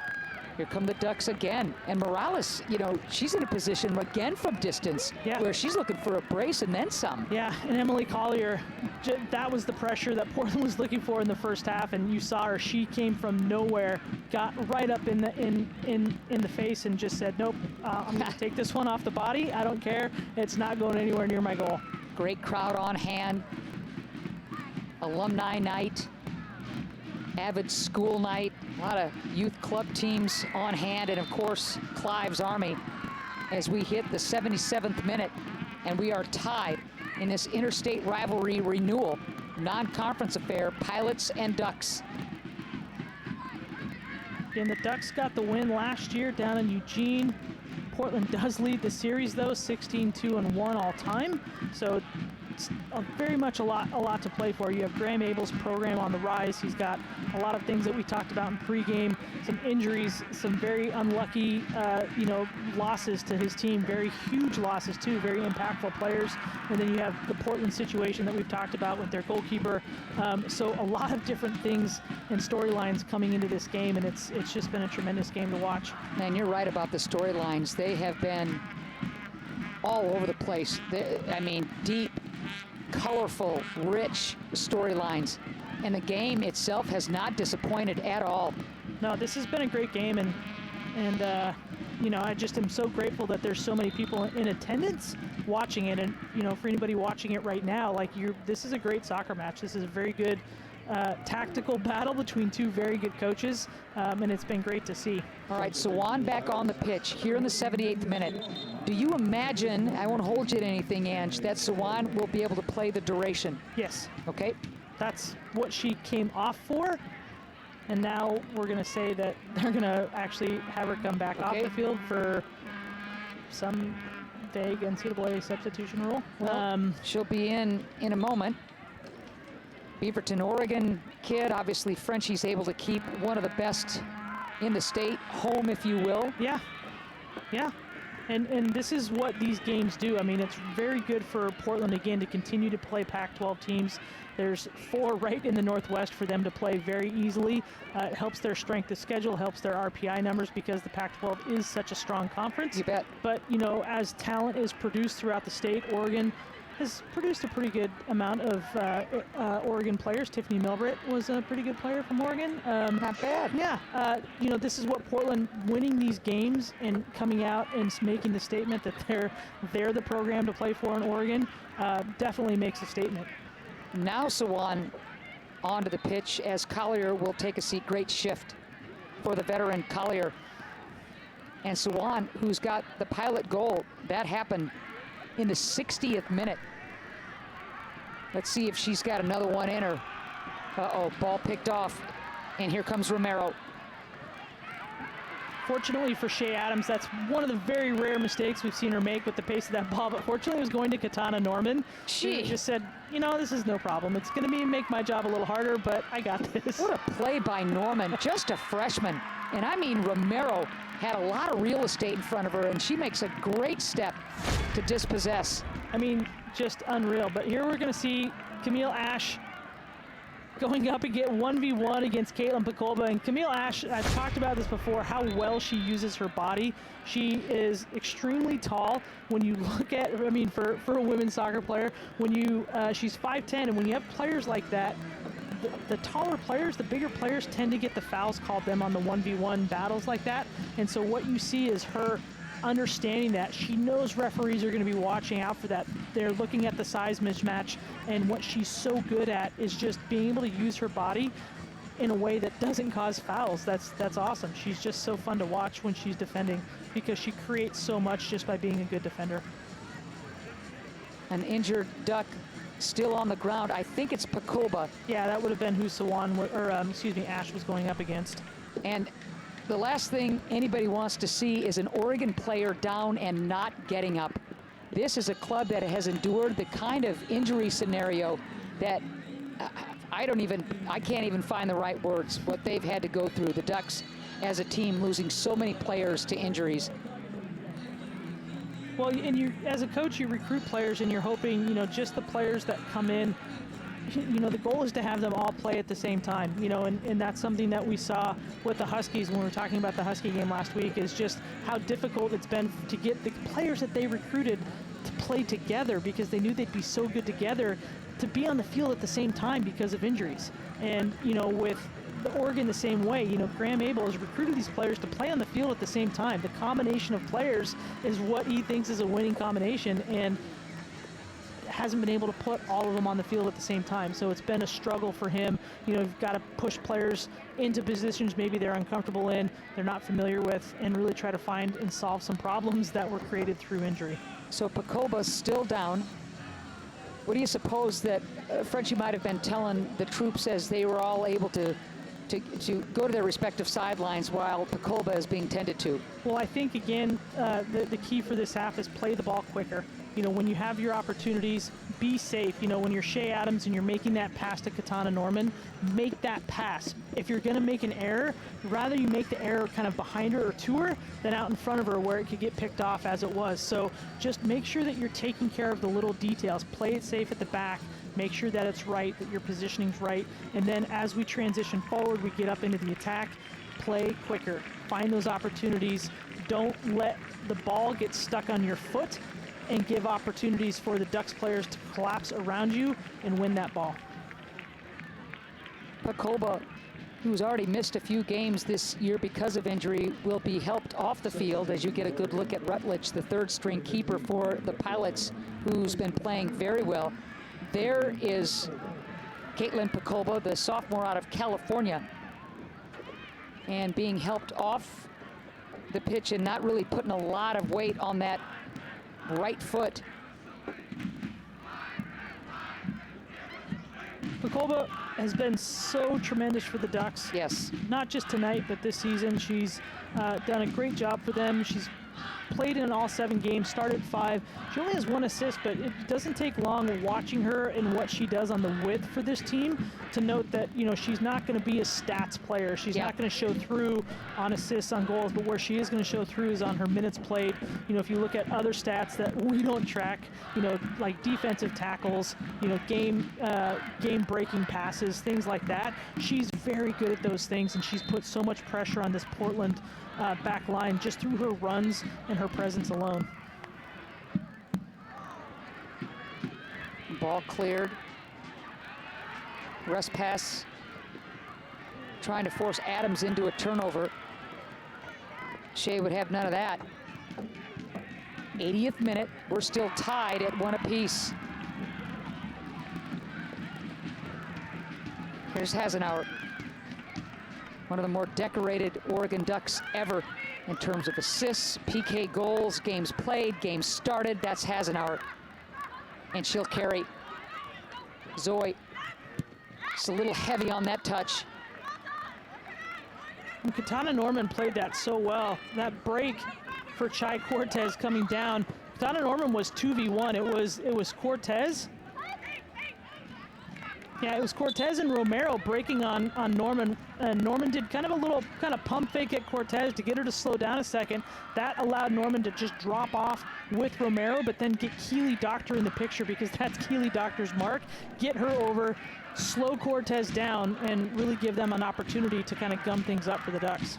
I think when the Pilots go over this game in terms of breaking down tape, film, whatever you want to call it, I think Norman is going to grade very, very high. Yeah. Beginning, middle, and end. I think she's just been terrific. Well, and you just look at how many times Frenchie, you know, strategically has switched her sides. He said, okay, I need you on the right side. Okay, now I need you on the left side. And that's been her and Camille Ash. And I think both of them, that is what they bring, is just that versatility. It's like, okay, Katana, we need you to do this one thing on this side. Camille, you're doing your thing on the other side. And both of them are so critical to this backline success. Rest pass so strong.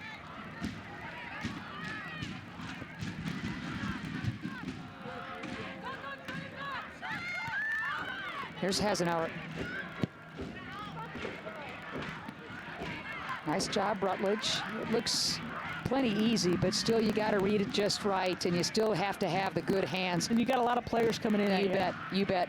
And this late in the match, yeah, the little things are what really matter right now. 82nd minute, 1-1. Here's Sawan. And Portland needed that out from her. That was a tremendous drop kick up the field. They needed to get that ball into their attacking half and relieve some pressure. It gives Portland a chance for something like this where there's going to be a foul. They can burn some time off the clock. They definitely want to score and win this, but they need to get the ball in their attacking half, and that was a great out by Rutledge. Matthijs to Sawan. Going to go right at the defenders. Little chip! Saved by Freeman. Oh, Sawan is clever. Freeman was reading the cross the whole way because this is what Portland has been doing the whole game, and this is what I mean about kind of baiting your opponent into thinking you're doing one thing. And from here, Portland has been crossing. That's what they've been doing. They're trying to pick players out. Sawan saw her opportunity over Freeman to say, okay, here it is. Oh. And Freeman had to make a very tremendous save in that moment. Corner kick, live action. That was a strike of beauty. Freeman shows why she's one of the best keepers in the country. She has been tested by the Pilots tonight. Not initially, but the Pilots have really done a good job of making Freeman work. Yeah, and really just stay composed, stay organized, because they've been attacking from such a variety of locations that she's had to be able to defend a lot of different things. Sawan again, taking on defenders inside the 18. She is something. She is something. And that's a 1v4 moment. And again, I'm saying that, you know, when Portland gets the ball on their feet, if you dribble too much, you're going to have that many players around you, and they should try to avoid that. However, if there's any player on this team that can beat the 4, it's going to be Nadia Sawan. Pilot corner, 83rd minute. Like the idea. I think Doctor was trying to back up and maybe get ahead on it. It was Doctor or Matthijs. I'm not sure. Our camera folks think it was Colby Wilson, but we might get a replay, we might not. But either way, it's a good opportunity for Portland, and 2 really good chances that you know, they're going to have to, again, looking for the goal. Portland won't be content necessarily to get the tie here. They feel like they're probably going to create some more of these corner kick opportunities. So they got to do a little bit better in terms of making those connections in the penalty area with those. Oh, those 50-50 balls at the last second. Look out. Cortez. Into space. Norman there again. Rest pass. Like a bowling ball in there. Nicely played. Here's Morales. She's got the Ducks' lone goal at this point, and Cortez now. Danger time here in the 85th minute, Angela Harrison. Ooh. Nicely played by Rutledge. That was a tricky shot. Yeah, well read, and as you said, danger time, well read by Rutledge the whole way. Sees where it's going, but what Portland's doing well is really trying to limit the Ducks to these outside shots. That's going to give that's going to give Rutledge the best opportunity to make those saves, dealing with those shots. Read that very well as it came in low and with a little heat. Matthijs into space, nobody there. Remember, no overtime. So we're sitting at 1 apiece. This match has given us a little bit of everything, Ange.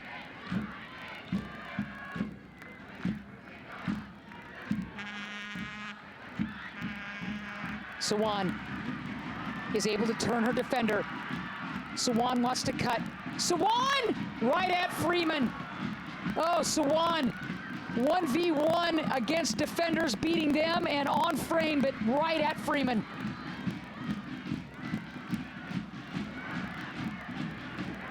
Rest pass, able to win that ball. And you've got to give credit to Freeman for being able to get the ball down the other way. But watch Sawan here. She's going to take a little stutter step right there. Gets, wow, what a tremendous move. Gets Rolly, which is hard to do, going one way, cuts her back the other way.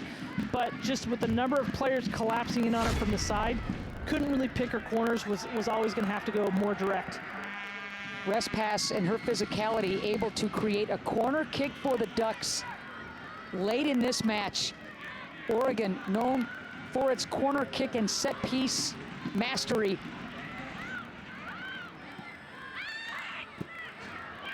Clear not there. Morales had a notion. Ball up for grabs and smartly played. Just chuck it out of harm's way. And again, Portland learning their lesson from the first half.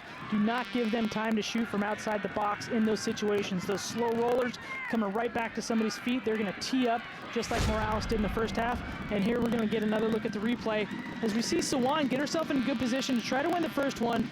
Ash gets it going out, but there's MJ Rowe doing her job, making Trinity Morales think twice, and then Katana Norman coming in and making sure that Megan Rucker has zero chance at taking a shot at goal. Because in the first half, Morales scores on that exact same play, and Rowe said, no, I'm going to close you out. Yeah.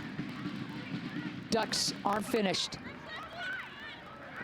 Cortez wants to push. Great play by Doctor, who had the inside lane and angle. 88th minute. Wow. And again, the only thing Doctor needs to do there is just be faster than Cortez, because as you said, she had the inside angle. All she needed to do was on, Cortez's touch, slide in between her and the ball, and it was so easy to do. And then you see Cortez get a bit of revenge coming back for being dispossessed, and just puts Keely Doctor into touch, as they say. As they say, Doctor whistled for the offside infraction here in the 88th minute. If this score stands, Angela Harrison, are you satisfied if you're Michelle French? No. Okay. No, I think that she would want them to deal with Morales' goal better. You've seen them doing it in the second half, exactly how they should have been doing it from the first half. And just that little inattention to the little things at the start of the game has cost them a win here in terms of their ability to deal with that. But what I think she is going to take away from this game is just the patience that this team took away. They didn't panic. They haven't been super frustrated and taking just really wild gambles that have cost them on a counterattack. They've been extremely patient. They got their goal, and again, for the remaining 30 minutes, have been very diligent in trying to break down this Ducks defense, and while not giving up away anything behind themselves. An audience televised, this match televised national, or excuse me, just a local and regional television audience. What is Sawan showing folks who may be seeing her for the first time? If you're in Portland or in the general area, buy a ticket and come watch her play in person, because it is something special. We capture so much with the cameras, but a lot of what Sawan does so well is off the camera, off the ball, from being a leader for her team, from showing herself in good positions, from just being a nuisance without the ball, and that's a tremendous thing to watch, and it's a great thing to watch in person. This match not over yet. Respass trying to muscle that ball into the 18, trying to find a friend. Final minute of play.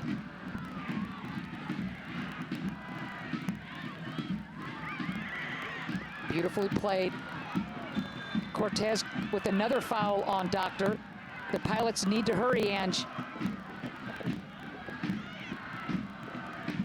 Togier leaving that for Shea Adams, because Shea Adams, I mean, it's a hard decision. I think people wanted Togier to play it, but Shea Adams with a better ball out, and we'll see if Leah Freeman can get something up the field for her team before time expires. Great distribution by Freeman.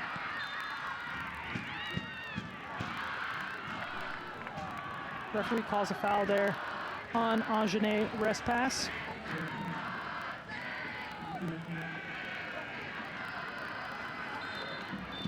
So you see Frenchie and Abel, the opposing coaches, shake hands, give each other a hug, and that's it. Portland and Oregon playing to a 1-all tie. Sawan's goal in the second half, getting the Pilots in the equalizer mode. What do you think, Ange? I think it's great, and if we would have stayed on Rutledge a little longer, you'd have seen the first person off the bench to her. There's Jenny Wallian right there in the Red Sox. She was the very first person to Rutledge. Give her a hug, tell her what a great job she did, because she's great. And again, that's the goalkeeping core at its finest. What a match this was. Alumni night, Avid school night, a lot of club teams on site for a great match, and it's a wrap for Merlot Field. Angie and I are just delighted to have you with us.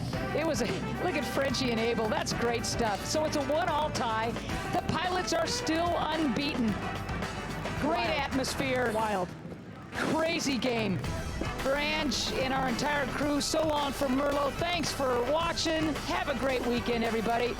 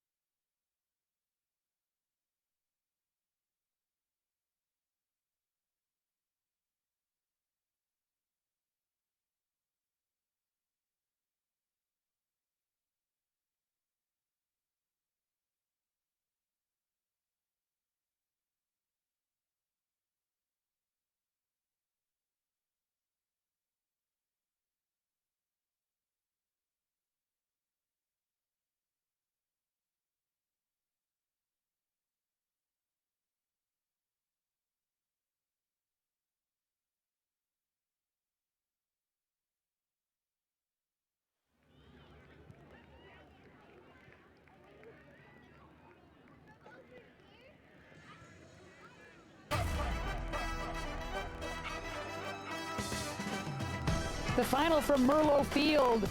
The Portland Pilots receiving votes again this week. And the Oregon Ducks playing to a 1-all tie. Great match at Merlo Field. Ann Schatz along with Angela Harrison. And the Pilots trailed 1-0 at half. First time they've trailed all season. They responded. Yeah, and you're looking at this Portland Pilot team, and you see fine but irritated faces. You know, I think they wanted more from this game than just a tie. And this is what Michelle French will pick on the most, is just not winning that second ball. But man, what a shot from Trinity Morales. A very unsavable shot. But again, how did that shot happen? How did we allow her that much time and that much freedom to just hit an absolute screamer like that? But here's where Portland really was resilient. They were patient. They waited for their opportunity. Then who else but Sawan? Make sure that she's in the right place. She knows that she's going to have an opportunity on the back post, and then makes no mistake with the one-touch finish. She wasn't going to take a touch, wasn't going to do anything except bury that shot. So it's 1-all thanks to Sawan's goal, and she made Freeman work. Yeah, I mean, and not just that shot. There was a shot like that in the first half. Yep. She was really picking her chances everywhere. And then how about Cadence Rutledge? You see her take that save from distance, allows just the one goal tonight, as we see on the screamer from Morales. But man, what a great story, you know, between Sawan, as we see on the screen now, Rutledge, and all the other storylines, the backs that really held together and denied and limited the amount of shots on goal. Just a tremendous effort all around from Portland. But again, I know Michelle French is going to be disappointed. In the open, you saw their faces. They're annoyed about how this game finished. But what I think I'm probably most impressed with is the patience and resilience. They didn't get panicky. They didn't start throwing numbers forward kind of recklessly because they felt like, you know, too panicked to need to get a goal. And you just see in the stats that were just up on the screen, you know, they did dominate in most statistical categories. Shots on goal. You know, Oregon came back with more corners, which was shocking to me. But they were, Portland, I think, was the better team tonight. So the Pilots still undefeated with their second consecutive draw. Last week, it was the nationally ranked Huskies. Another Pac-12 opponent tonight, the Oregon Ducks. There's Sawan. Yeah, I'd be smiling too. What a stud. She's back in the starting lineup. She's scoring goals, looking like herself. And the Portland Pilots are loving every second of that. So that'll do it from Merlo Field. Great storylines all night long, including Cadence Rutledge making her season and college debut for the Portland Pilots. What a story she was. Pilots, Ducks playing to a 1-all tie.